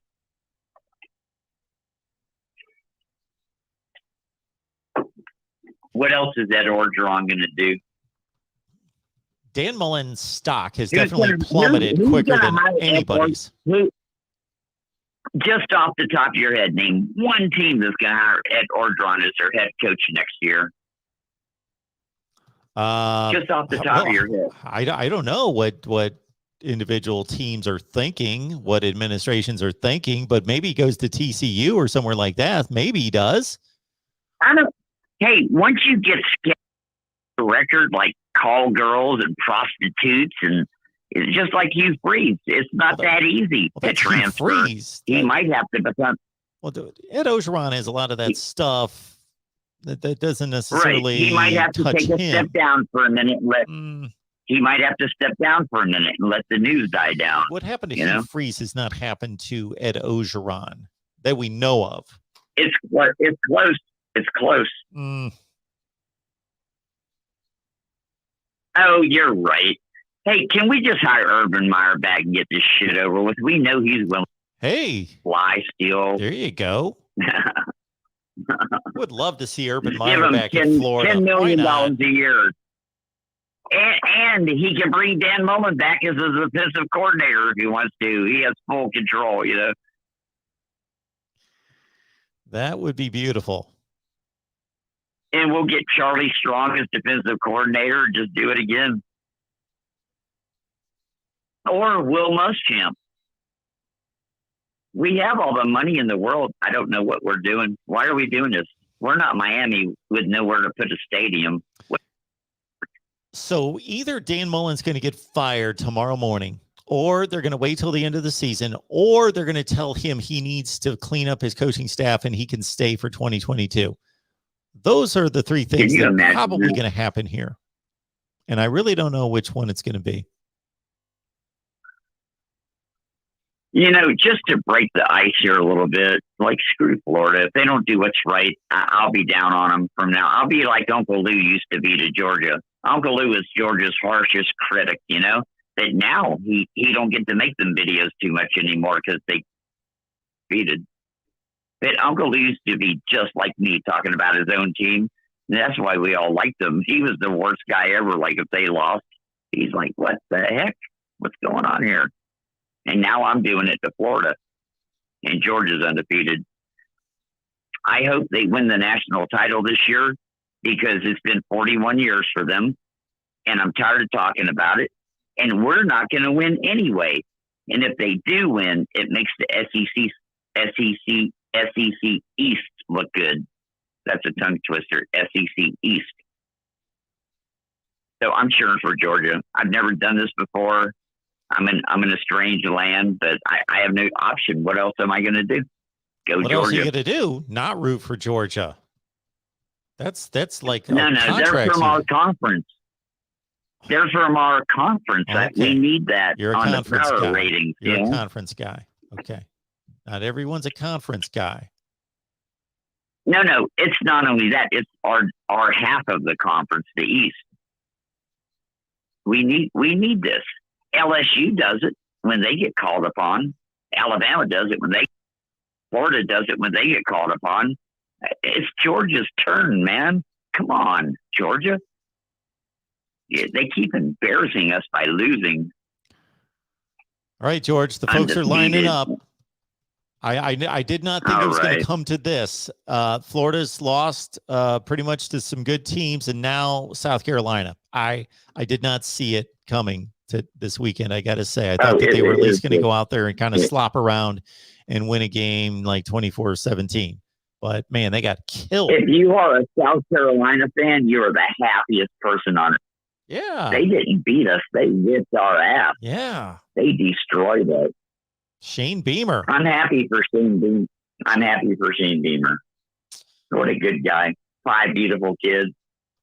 Beautiful guy. Beautiful family. All right, George. Congratulations. Thanks for kicking those Iowa people off. Getting them off the air. Don't even get me started on Iowa. Talk to you later. All right, George. Have a good one. Next up here, the voice of college football. I believe Dennis told us that he had a 202 area code and that I was supposed to pick his lineup, and I don't see it. And I, of course, would not just pick up his line. I go in order. You got to wait in line. Welcome to the voice of college football. Who's on the line? Hey, Mark. It's a pleasure to talk to you. This is Jeff calling. Hey, Jeff. How are you? Hey, I'm good, Mark. Man, a little scary with Ohio State today. But I think I heard you say earlier, Mark, that Nebraska team has got a lot of history. And I think back to that team that lost to Miami and Bernie Kosar in 1984. Sure. What did Mark with Turner Gill, Dean Steinkuhler, Mike Rozier, Irving Fryer, and probably others that I'm not remembering. Sure. But my question for you is, Mark, I was really thinking that Henderson might have been the most valuable player, and you said it was C.J. Stroud on offense because the quarterback, and you're right, you've proven me right. I mean, you've proven yourself right. But anyways, do you think that switching the offensive linemen like they do has really hurt them, the Buckeyes? I believe that they have a very good offensive line. I believe that they have potentially a top 3 offensive line in the country. I think Georgia probably is the best offensive line right now in the country. And I think Michigan's is very good. Alabama's offensive line is not playing well right now. I think Ohio State's offensive line has played well for the most part this year. I think that they did have a challenge. I'm not going to say a rough game against Nebraska, but they had a challenge against Nebraska today. And maybe I'm sorry, Mark. Maybe I'm seeing things differently. It doesn't look like guys are getting to the second level. And I'm thinking you've got 4 tackles there where you could bring in guys like Jones and maybe Harry Miller, who played well at guard a couple of years back. I don't know. But it seems like, I don't know if it's the scheme or something, but it's like the last couple games, Henderson had, I think, the 68-yard run last week and 20-some yard run today. But I really thought he was really going to tear it up, coming down the stretch. And he still may. It's just that I'm not sure. I watched Michigan. It seems like their linemen are really, I don't know, they're pulling out. They almost got like that Green Bay sweep of old where they get outside and get in front of people. And I'm just being honest with you, Mark, I bleed scarlet and gray, but I'm kind of afraid when we get to Michigan with their 2 defensive ends, we may run into some trouble there. Oh, well, they're going to run into trouble. Michigan State ran into trouble with them. They could not handle them on occasion, but they're not going to get there all the time, or I don't even believe consistently. I think Ohio State's going to be okay. Are those guys going to make plays? Yes, they will make plays.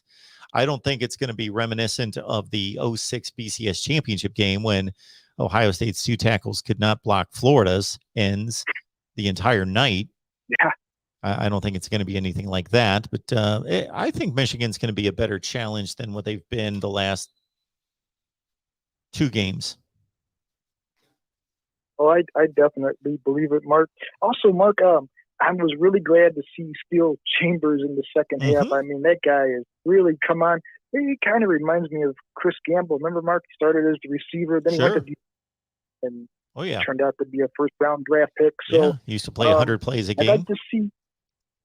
Yes, I'd really like to see Chambers, maybe.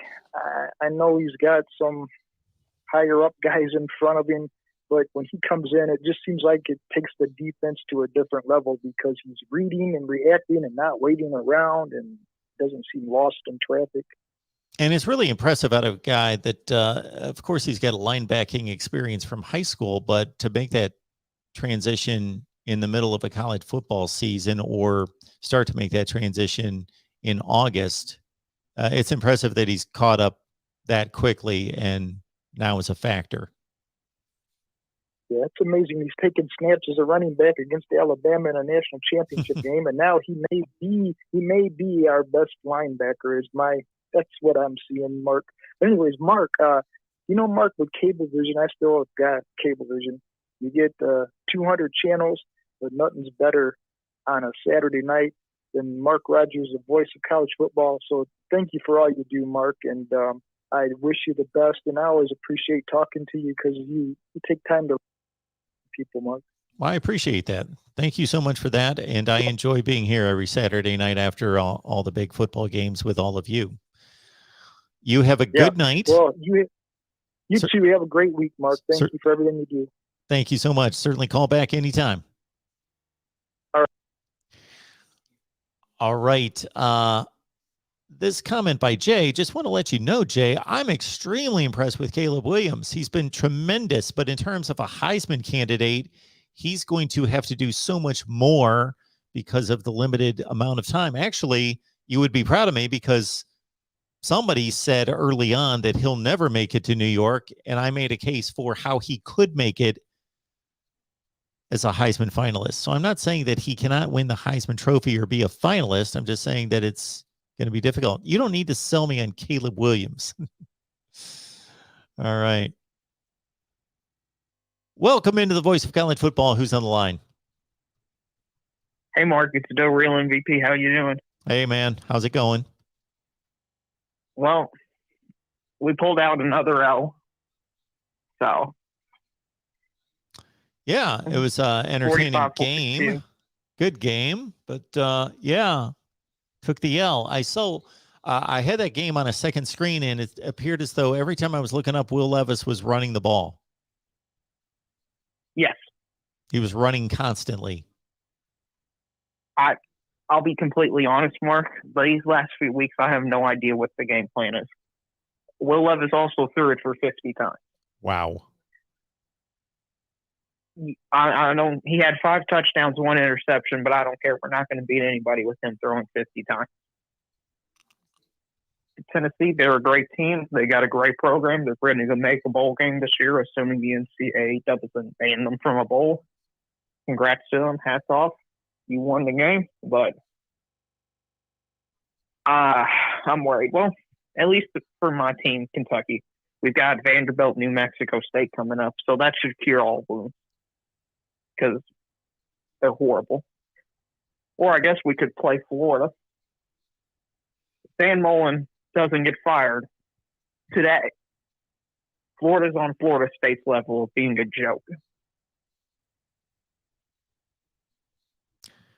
Well, Mark, I know yesterday we knew that Florida State was a joke coming into the season. So actually Florida State's playing a little bit better than I anticipated. Florida, though, they're coming from the other direction off an SEC championship game. Florida is Florida the disappointment of college football?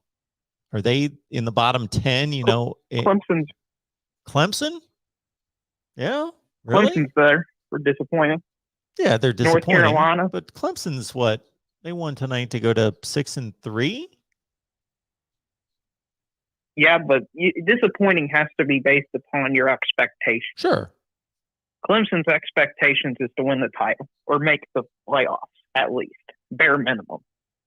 They don't even have they didn't have a shot 4 weeks into the season. No, they don't. For that they don't. And I get your point. It just seems as though to me that the Clemson situation is a lot less embarrassing. Like Dan Mullen appears as though he's going to get fired and it's justified.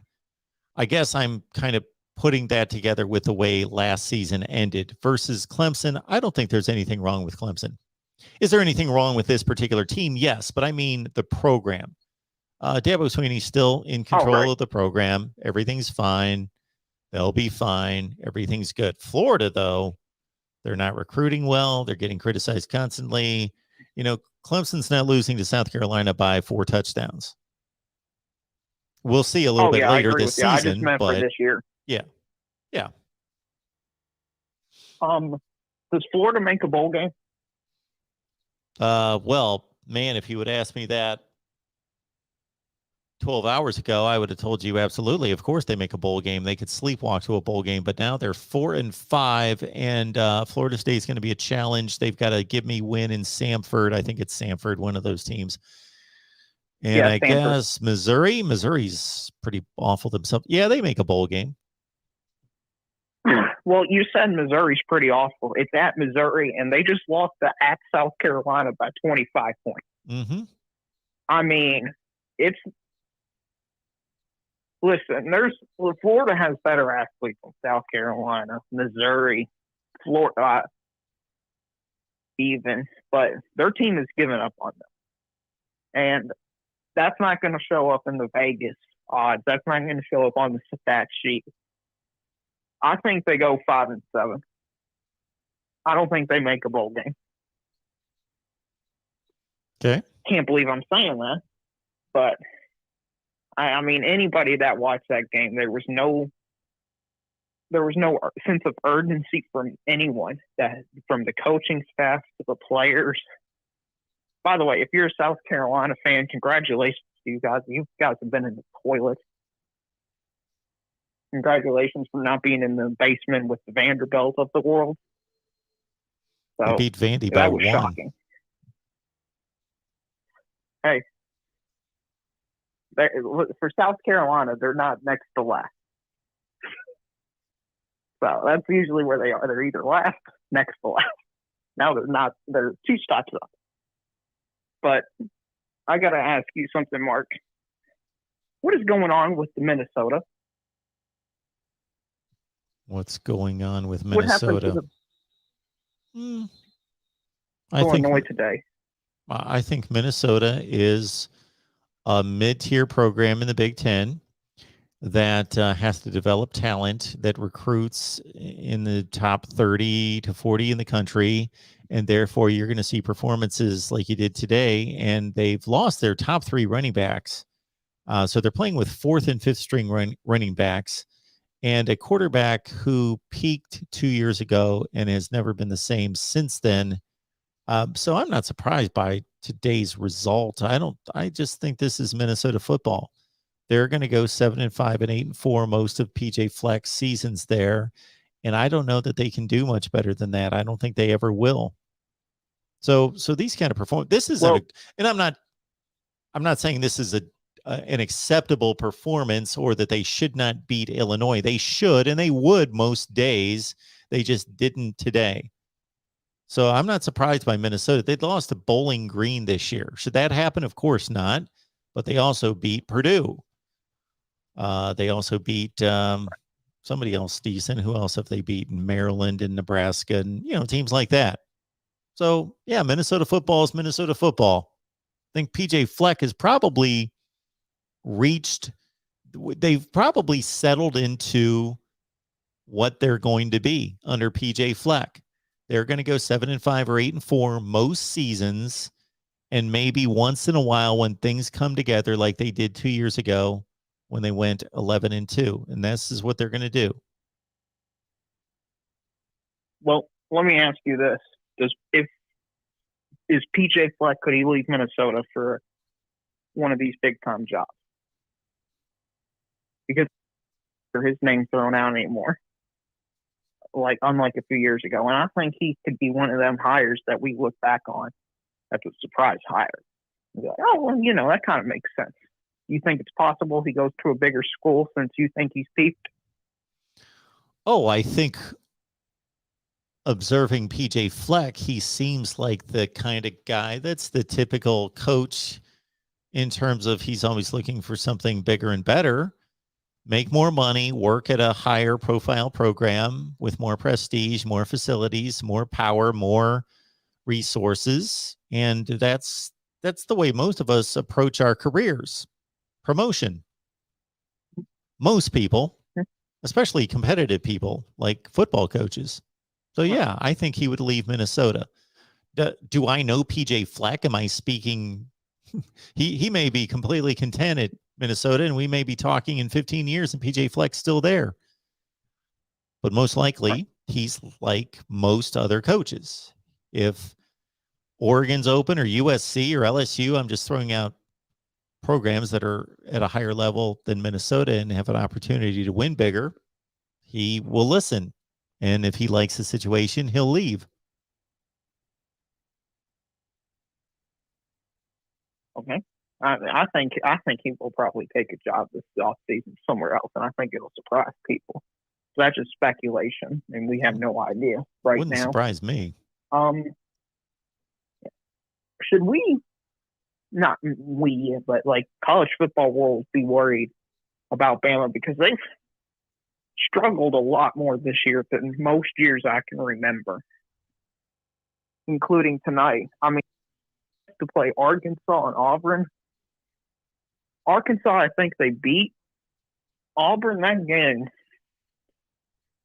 I'm starting to lean toward Auburn's favor to beat Bama. Because Alabama hasn't looked good. LSU now, Florida. Do you think Tennessee. Auburn looked good today? No, they didn't look good, but Alabama has this weird habit of not being able to beat Auburn at Auburn. I don't know what it is, why it is, but for some reason, they can't beat them there. The one thing that Saban hasn't done in a while, which is probably 4 or 5 years. So, I think Auburn's going to get them. I think it's likely Auburn gets them. Yeah. Likely. I think it's unlikely, but I think it's possible, certainly. I will mention to a number of people in the chat that are commenting on our PJ Fleck portion of the conversation that, yes, I'm aware that he received a contract extension this week. There are coaches that get contract extensions all the time that still leave. So does that mean something? Yeah, it's meaningful. Yeah, it's showing PJ Fleck that they want me here. They value me. They're giving me more money, more security, all those things. But if PJ Fleck wants to leave, he can still leave. Coaches leave after they're given extensions all the time. They break contracts all the time. Right. Didn't Jim Harbaugh got an extension this offseason? Yeah. Well, it was restructured. He was slashed. His contract was slashed in half. I don't know. I think they are going on a year-by-year basis now, I think. I thought they extended. I could be wrong. I could be spewing nonsense. But and plus, Minnesota can only offer him so much amount of money. I mean, if LSU, Florida, Miami, something like that comes through the door, I mean, they can offer maybe probably double, triple of what Minnesota can do. So, so you're not worried. Well, let me ask you, do you think this game kind of closes the gap between, in the committee's eyes, and Oregon, Ohio State, Michigan? You think? Because last week they hinted that Georgia and Bama had kind of separated themselves. Does this weekend's games close the gap between Oregon and Ohio State? No, Alabama in the field. Alabama. Well, Georgia's separated. They all struggled against teams with flaws. So it's kind of hard to separate Alabama's performance versus Oregon's and Ohio State. So they all played teams that are like 3 and 4 win teams, and they all struggled. Right. They all won by one score, basically one score. Ohio State, 2 scores, but same point. LSU's the most talented of those 3, but they've lost so much talent to injury that maybe they're in the same bucket with the other teams. But LSU's the best of those 3 from a talent perspective, decidedly. But Nebraska has probably played the best football. Washington's just been bad all season. So what Oregon's doing week after week is just if they take this team into the college football playoff and continue to play at this level, like I heard comments. I didn't really watch the game until late in the game. I knew it was close and the other games were over. So then I tuned to Oregon, Washington, and I heard whoever was doing the game complimenting Anthony Brown for being this great game manager. And I'm thinking, well, they're scoring 24 points against Washington and not looking good doing it. This is not to be complimented or applauded in any such way. If Oregon played, if they get into the playoff as the 4 seed and they're going to step into a game against Georgia, unless they get considerably better, they're going to lose that game 42-10.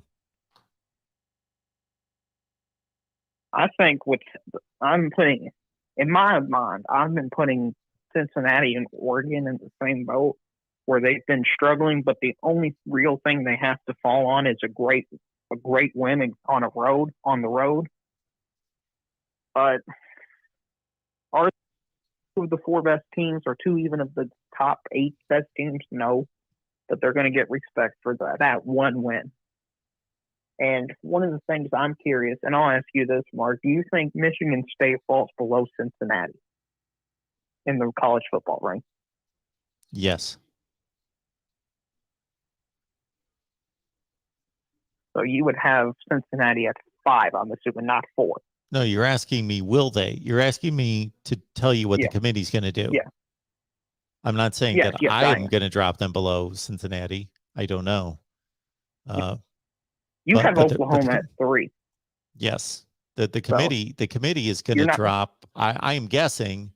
Again, anytime somebody asks me what the committee's going to do, I'm guessing like everybody else. I don't know what the committee's going to do.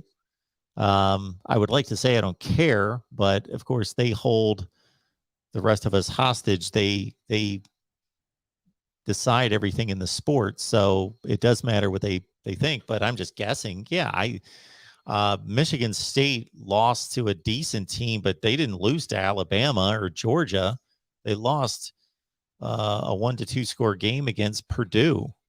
So yeah, the committee is going to deal with that pretty harshly. I think Michigan State's going to drop maybe to 9. I don't know. I'd have to look at the whole thing to figure it out, but yeah, they're going to drop behind Cincinnati, I would think. I think they're going to be, in my personal opinion, I think they're going to be at 6 because they're going to put Michigan at 7. Because they've been valuing head-to-head super important this year, and I think that game is going to be different. Yes, and they should. Houston. Yep. Houston won today. They're 8-1. They beat the mighty Bulls of South Florida. Yes. Yeah. Well, SMU lost to some nobody team today. Memphis, I think it was. They lost to Memphis 28-25. Well, that kind of goes to that chance. Does the Cincinnati have any shot with ranked teams? Because it feels like the committee is intentionally trying to put anybody they can to make sure Cincinnati doesn't get a ranked win. I'm struggling. I've heard that from a number of people, but I don't really see that myself. I don't know what SMU did to warrant being ranked. So they certainly haven't now that they've lost another game. So yeah, I understand that. I've heard that from a number of people that think there's some kind of collusion here, but I don't necessarily see where the teams on Cincinnati's schedule warrant being ranked. Now, Houston, sure, I had Houston ranked last week, so we'll see if they get ranked this week. All right, man. Well, I appreciate you calling in. Yep. And you have a good night. Good talking to you, Mark. Always. We'll see you. All right. Let's keep it moving here. The voice of college football. I see in the live chat that Dennis is trying to call in, but I only see one call in queue. And that's the one we got on the line here. Welcome to the voice of college football. Who's on the line? What's up, Mark? It's DeAndre. How you doing tonight? I'm doing well. I am doing well. How are you? so well for me tonight. So, I don't know what happened. Oh, wait for it. Yes. So, I knew Army was going to beat Air Force. I had no doubt in that. Okay. Just because it seemed like every year they beat them. And I live in an Army town. And I had Illinois upset in Minnesota. Okay. Good. So I did a money line bet where I put that I thought that what's my squad was gonna win. It looked good at first. I was looking at it because I put $50 in on the ticket, and I would have won $2,875. It just wasn't meant to be. What? Yeah. Well, so you played a parlay, right? Yeah. You played a parlay. Yeah, I know. Okay. All right. Yeah, I know. Just keep doing that, DeAndre. I know.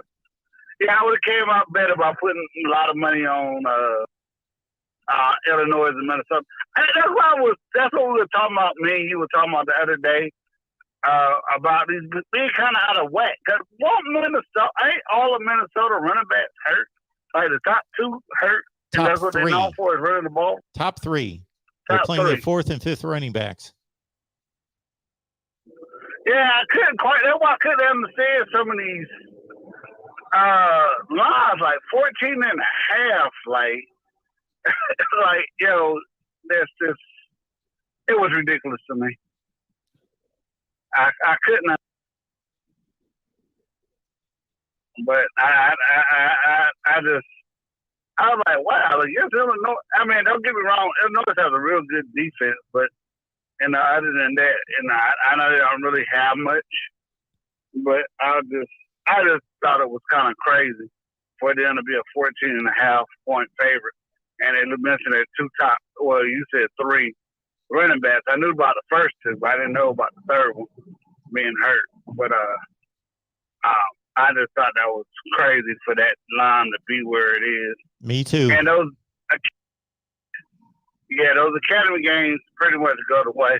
Well, wait, I know that defense let you down. I should have took the over, but oh my God, I just can't understand how they let Carolina every year come back and beat them like that with that defense. I mean, Carolina defense wasn't doing much, but they just got the stops when they needed it the most. I mean, Wake Forest should have ran them out of the building. But, hey, do you think your Ohio State Buckeyes or Alabama's going to lose another game before they get to the playoffs? Do I think? No. Would I be surprised? No. But I don't think either one of them will, but I would not be surprised. I had a little bit more faith in Auburn before today, but they got completely manhandled by Texas A&M. I was a bit surprised. I was geeked for that game, to watch that game. I thought that was going to be a great game, and it wasn't. Well, yeah. I didn't get a chance to watch it either. I missed that Wake game by a half a point, too. Wake was getting 2.5. Right. I thought they were going to win the game outright. Well, I picked them outright, too. I thought they were going to win it outright. That's why I put them on the money line. But 13-8 today, DeAndre. Yeah, today was one of those days that, I think we all took a beating, especially. What game was it? Ohio State and Nebraska, Alabama. Who knew that LSU was going to put up that great of a fight? I took 13. I'll take 13-8 every week. That'll make quite a bit of money. There's nothing wrong with 13-8. That's like 63% against the spread. Yeah, but you did 13-5 last week. Yeah, I'll take 13-8. 13-8's fine. I'll take that every week. That's like 63%. You only have to hit 53% to make money. Now, I got screwed a few times. Yes, I got screwed by Wake Forest. right at the end of the game. And shoot, Maryland was getting 10.5, and there was a tie game in the fourth quarter, and they blew it. They threw a pick six that killed me. Yeah, I had a lot of games like that yeah, I could have had a great day. Was close to having a great day, but that's the way it goes. Yeah, and they say don't gamble nothing that you don't have. But that's right. Yeah, but hey, it is what it is. It's been fun. I mean, hey, you got of it until we get to the bowl season. But hey, like you said, I probably win more money if I were to stay away from them parlay bets. But hey, man, this year has been totally amazing. Clemson's not going to win the ACC or national championship this year, and I know everybody was talking about there's a three-way tie scenario where Clemson still could win it, but it's not going to happen because I don't. If NC State beats Wake Forest this coming up week, and even at the end of the year, they got the head-to-head over Clemson and Wake Forest because they beat both of them. But I don't know how that actually works. If Clemson will have to beat Wake Forest, and Clemson's offense. I mean, I wouldn't even bet that they'll beat Connecticut by 40 points next week. I mean, that's how bad their offense looks. They did a good job tonight. The injury bug has hit Clemson hard because I haven't seen Frank Laxton play since the Georgia game, and I don't know what's wrong with him. I don't. The guy that got hurt again tonight, I guess it's hamstring. But our offensive line has just been blasted with injuries. Our whole team is just suffer right now because of injuries, and that's football. We've been blessed to have 6 or 7 good years of where we've been right there with Alabama and Ohio State. I'm not even gonna say if you or in Oklahoma, if one of them lose a game, they're pretty much done too for this year trying to win a national championship. If Georgia don't win it, I don't know when they'll ever win it. If they don't win it this year, I don't know when they'll ever win a national championship. So Baylor and TCU had to get you too, though, didn't they? I actually didn't pick that game, but I was that looked like I don't know why I didn't. I just missed it when I was making my picks. But yeah, unfortunately, I did because I thought TCU was I was gonna target that game as an upset, but I just forgot to pick it. But one day maybe next year I'll stop doing parlay bets and teasers. I haven't done a teaser in a while. I've been away for teasers, but parlay bets I haven't really been away. I done better when I just do 2 of them, 2 or 3 games. But I definitely thought I had that daggone. Hey, let me ask you this. Yeah. What happened with Stanford? What's going on with their program right now? They beat Oregon. They just get stopped by Utah. I picked the money line on that game for Stanford to pull an upset because they were playing at Stanford.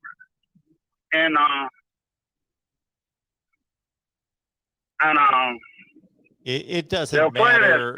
It doesn't matter that they're playing at Stanford. There's nobody there, and it's not really a home field advantage for one thing. Secondly, their starting quarterback's out. They're playing with their backup quarterback. Other than that, I watched some of the game and I heard the commentators making statements about them losing a lot of players since that Oregon game. I don't know.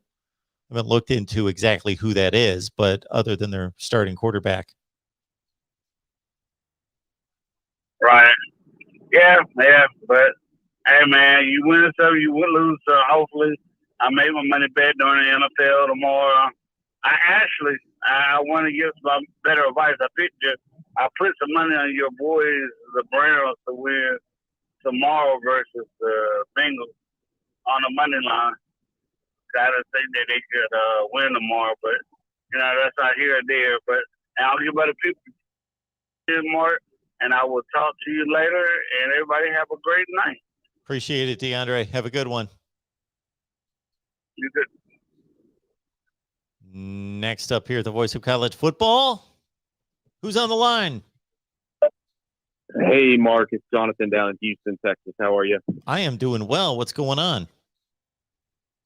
Well, nothing, man. I was watching the Hawaii game, having a cigar and a little nightcap here. So the Hawaii enjoying game, the college football day. Who's carrying that?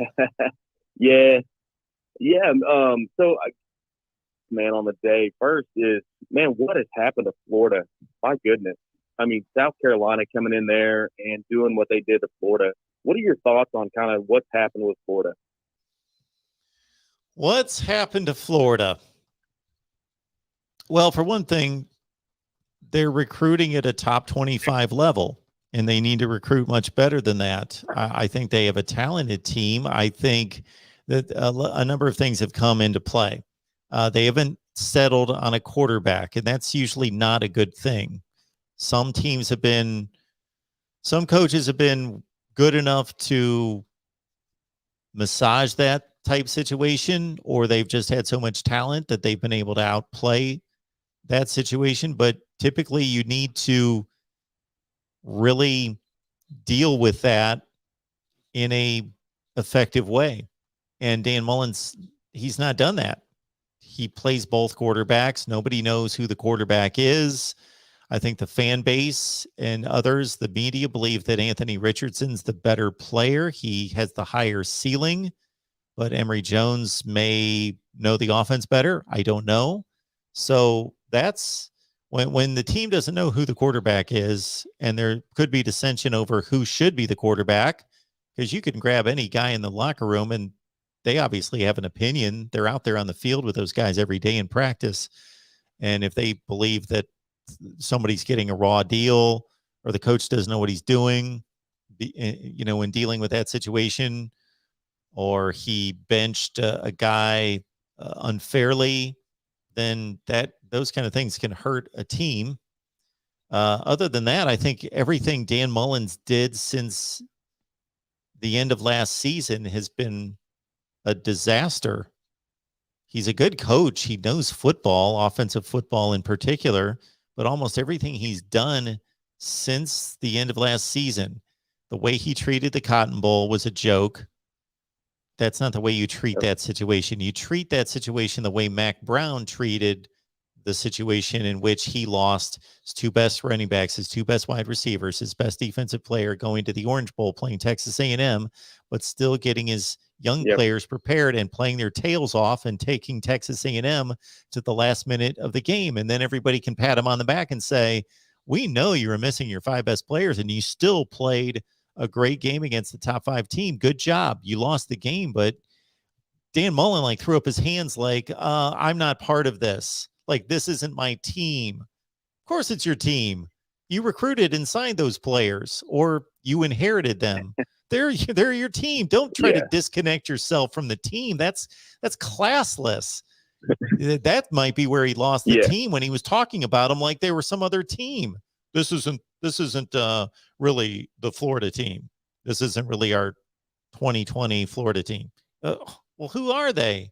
Of course it is. We understand you don't like the situation playing without your best players, and then obviously the team caved in. They didn't practice. They didn't prepare. And all of that he did last season was just the dumb Texas A&M comments after the game. The way he handled that Missouri situation was awful on the field.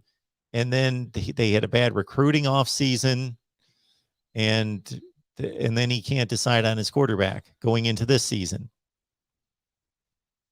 or during the season. He came out with the Darth. Yeah, he came out with that Darth Vader suit last year.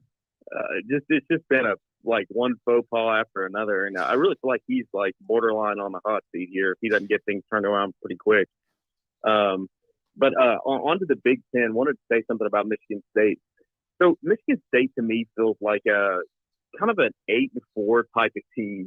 If you think about it, Michigan State was pretty lucky to get out of that Nebraska game, and that game went to overtime. And then they played Indiana, and Indiana gave them a run. That final score in Indiana was 20-15. Mm-hmm. So that felt like that was an issue. They kind of got lucky on that game. And then, of course, they played the Michigan game. Michigan dominated the stat line of that game. Michigan gave that game away, it really felt like to me. I mean, Michigan State had to get 2 touchdowns and 2 two-point conversions just to come back in that game and win. And then tonight, they played a really good Purdue team. I mean, it's a good team. David Bell is a great wide receiver. Back and David Bell are in good sync. It's a good defense. And Purdue just had their number.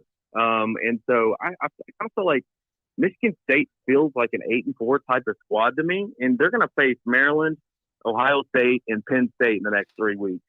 I don't think Maryland will beat them. But I do feel like Penn State and Ohio State will beat Michigan State. So I really feel like Michigan State's going to end this season with at least 3 losses. What are your general thoughts on that? Because, it looks like the Big Ten East is kind of starting to take some shape form here. It really feels like it's going to kind of come down to Michigan, Ohio State again, like it has so many years in the past. Thoughts? So I've stated a number of times, even before the Purdue game, generally what you just stated. Mel Tucker's done an amazing job, and I'm not going to go through the whole explanation of the countless times that I've talked about Mel Tucker and why I'm impressed with him. But he's done a great job. He, of course, went to the transfer portal and to supplement their weak areas on both sides of the ball. And he obviously has given this team a certain attitude, determination, confidence. He's worked them extremely hard because they're a well-conditioned football team, all those things. But yes, even if you go back to the Miami game, they won the game by 3 touchdowns, but it was a 3-point game with 7 or 8 minutes left in the game. And Miami's a top 40 team in the country. They're not a great team. They're talented in areas. They're not a great team. And Michigan State did not blow them away by the final score, as that would indicate. The same thing, yes, against Indiana. Indiana held Kenneth Walker to 84 yards rushing, about less than 3 yards per carry. Michigan State had a pick 6 early in that game. Yeah, it was a 17-15 game with a couple minutes left before they sealed it with a field goal drive. And, if you look at, and that's one of the reasons I picked Purdue to beat them straight up this week. The talent on those two teams is not, there's not a discrepancy between Purdue's roster and Michigan State's roster. Michigan State's just playing better football a little bit more consistently this season. So that was not surprising. And yes, they're not as good as Penn State. That doesn't mean they can't win the game. That's pretty much of a toss-up. I don't know where the game is. But they should lose to Ohio State, and it's not out of the realm of possibility that Maryland beats them, although I don't think they will, because Michigan State's just a more physical, tougher team, and Maryland's just prone to making stupid mistakes, just like they did today in a close game against Penn State. So, yeah, I would guess Michigan State's going to go 9-3, and that's about what I projected a month ago, but that's certainly levels beyond what I expected when the season started. So they've had a great year. They're on a great path, but they don't have an ultra talented 5-star roster. So they're a good team. They're top 15, 20 team in the country. Yeah. Yeah. Well, one last comment. I'll let some other callers jump in here, but on the Big Ten West side, looks like Wisconsin's starting to get things together. Because I could see definitely Wisconsin emerging out of the West. Which would be interesting, given the season started be pretty rocky. And Graham Mertz, and just there was just a whole lot of challenges up front for Wisconsin. Looks like they're starting to get some things together on that side of the football. And so be interesting to see if Wisconsin does emerge out of the West. Again, I think on the East, it looks like it'll come down to Michigan, Ohio State, and I feel like Michigan is one of those teams where if they're at full strength and they're playing a perfect game and they're not making mistakes and he's not turnovers and he's not prone to do that anyway, they're playing a really clean game, they win that Ohio State game. They absolutely could get it done. I don't think it's likely, but I will say tonight when they played Indiana, I think they must have been a little bit off. If you watch that game, you saw a Michigan team that struggled to really get some offensive momentum. And they had the same red zone struggles they had last week against Michigan State. They stall out, get to the red zone, and they're kicking field goals, and that's just not done against Ohio State. The other thing that I noticed tonight was, Blake Corum went out with an injury. Second half of that game, Blake Corum's in street clothes, and he's in a walking boot. So that's not a good sign for Michigan for their thunder and lightning kind of duo that they have in the backfield. And there was just a plethora of other injuries. Michigan's punt returner, A.J. Henning, went down. Cade was pretty banged up there at the end of the game. So the injury bug kind of hit Michigan tonight. So curious if Michigan is at full health and full strength, I really good Michigan-Ohio State game again. I feel like it's been too long. That rivalry really hasn't felt like a rivalry in many, many years. And so I think, it'd just be great for college football to get that back. So, hey, Mark, appreciate your show, man. Really like your stuff. Appreciate all you do. And have a wonderful night, man. We'll talk again. Well, thanks for the call. Appreciate that so much. All right. 2 calls on the line. Why don't we take those? Welcome to the voice of college football. Who's on the line? What's up, buddy? How you doing? I'm good. How's it going? Who am I talking to? Talk to Ammonia Water, man. Hey, how you doing? Man, I'm doing all right. I'm kind of freezing right now. It's about 45 degrees here, and Yeah, I hear you. I ain't really used to it. So, other than that, hell, like I've said before, man, Auburn lost today and Florida lost. So, hey, they ain't too much to complain about. But I know you done touched on it a few times with the other callers and all in the comments about Dan Mullen, but I just want to give kind of my point of view on that whole situation a little bit. First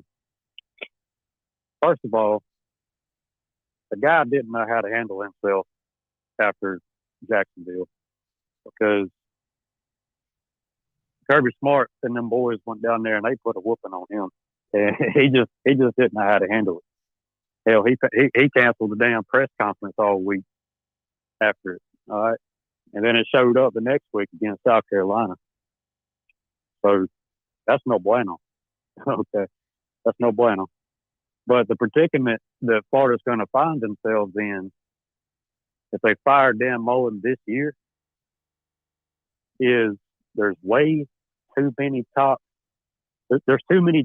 coaching jobs on the market right now to fire your coach. If you're Florida. If you're Florida, you got LSU that's got a job opening. You got USC, 2 top jobs. You also got other jobs too, obviously, that's come open. But if they don't fire him this year, his contract extension kicks in 2022. So they kind of they kind of tickled their own whisker biscuit, if you know what I'm saying. Like they kind of screwed themselves over on that. So just me being a Georgia fan, man, I mean, you love to see it, kind of. Like, I don't know, man. It might sound petty and low. Every single Georgia fan on the face of earth right now is enjoying what's going on in Gainesville. I can promise you that. Sure. And also wanted to get your opinion on something. Do you really think, okay, because I've heard you say several times. I know you're an Ohio State fan, and I kind of saw that Ohio State Nebraska game today.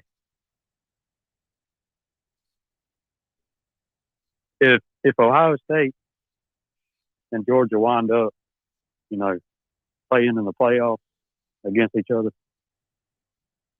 realistically, if you just this is all for fun, obviously. This is just speculating, bullshitting. How do you see that game actually turning out? Well, Out of curiosity. let's understand with any matchup, it can turn out different today than it would a week from now, than if they played 2 days later. Every day's different to a certain extent. It's Alabama and Vanderbilt, if they played, it's going to be the same game every time. But Alabama playing Georgia, it's different. And just because one team beats somebody that particular day doesn't mean that they're necessarily better. Right. It indicates that they're probably better. Or Alabama and LSU, because they could play again tomorrow, and Alabama could beat them by there you go 50 points. Sure. So, yeah, Georgia is playing at such a high level, more so than anybody. They're the only team that's consistently been dominant every game. Alabama's now shown us at least 3 times they haven't been dominant. Florida, Texas A&M, and now this LSU game. Mm-hmm. And I think Alabama's the second best team in the country. Ohio State, the same thing. Obviously, they were not dominant a few times. I think Georgia probably wins that game by 14 to 17 points. I think they win that game, 37 to 24, something in that range. I think it's a pretty decent game, but it's they get behind and they can't catch up, and I'd pick it in the 37-24 range, something like that, 2 scores. Well, from what I've gathered watching Ohio State, their defense has improved. Mm-hmm. It has. I mean, absolutely. I got to give credit where credit's due. They have. But say what you will, not you as in third person. Say what you will about Georgia's offense, but I don't think Ohio State's defense is good enough to hold them down. Does that make sense? Mm-hmm. Or at least for 4 quarters. I mean, they might in the first half. I don't think Ohio State's defense is good enough to hold Georgia's offense down for 4 quarters in a football game.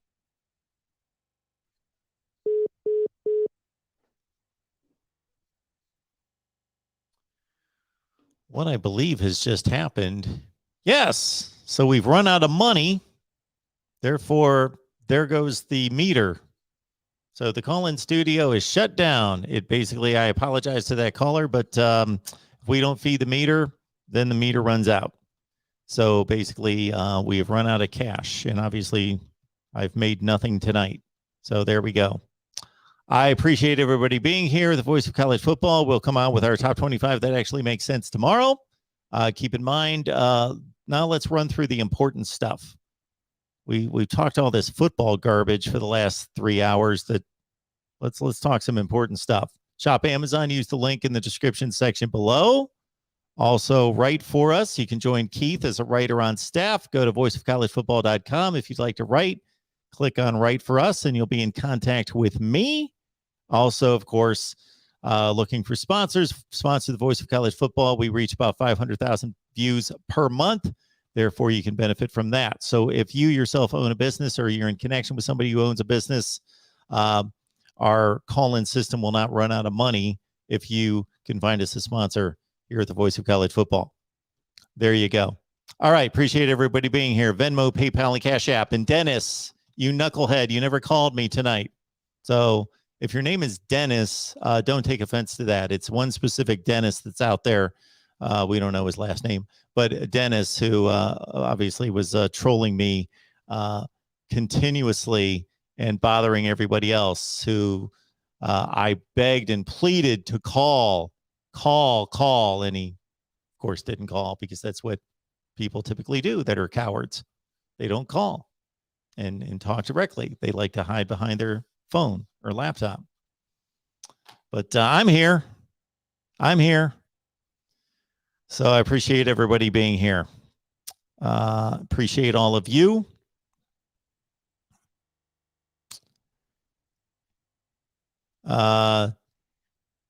Jay, thank you so much for filling us in there that Dennis said he was too drunk to call in. So, okay, now we've got the excuse why Dennis is makes such ignorant, stupid comments because he's drunk all the time.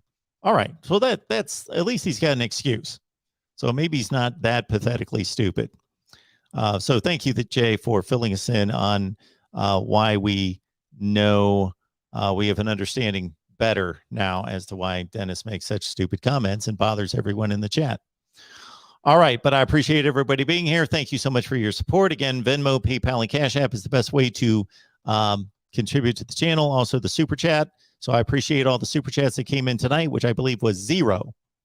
So again, our phone meter, until we get that taken care of, I guess we won't have a call-in show until we get that funded. So I apologize to the caller.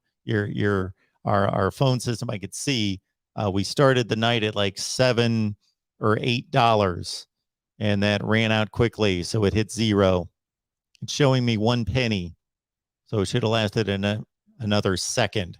But we started with about $8, and it quickly ran out. So we hit 0, and it dropped the phone call. All right, everyone, we appreciate you being here. And top 25, that actually makes sense. And we will see you next time.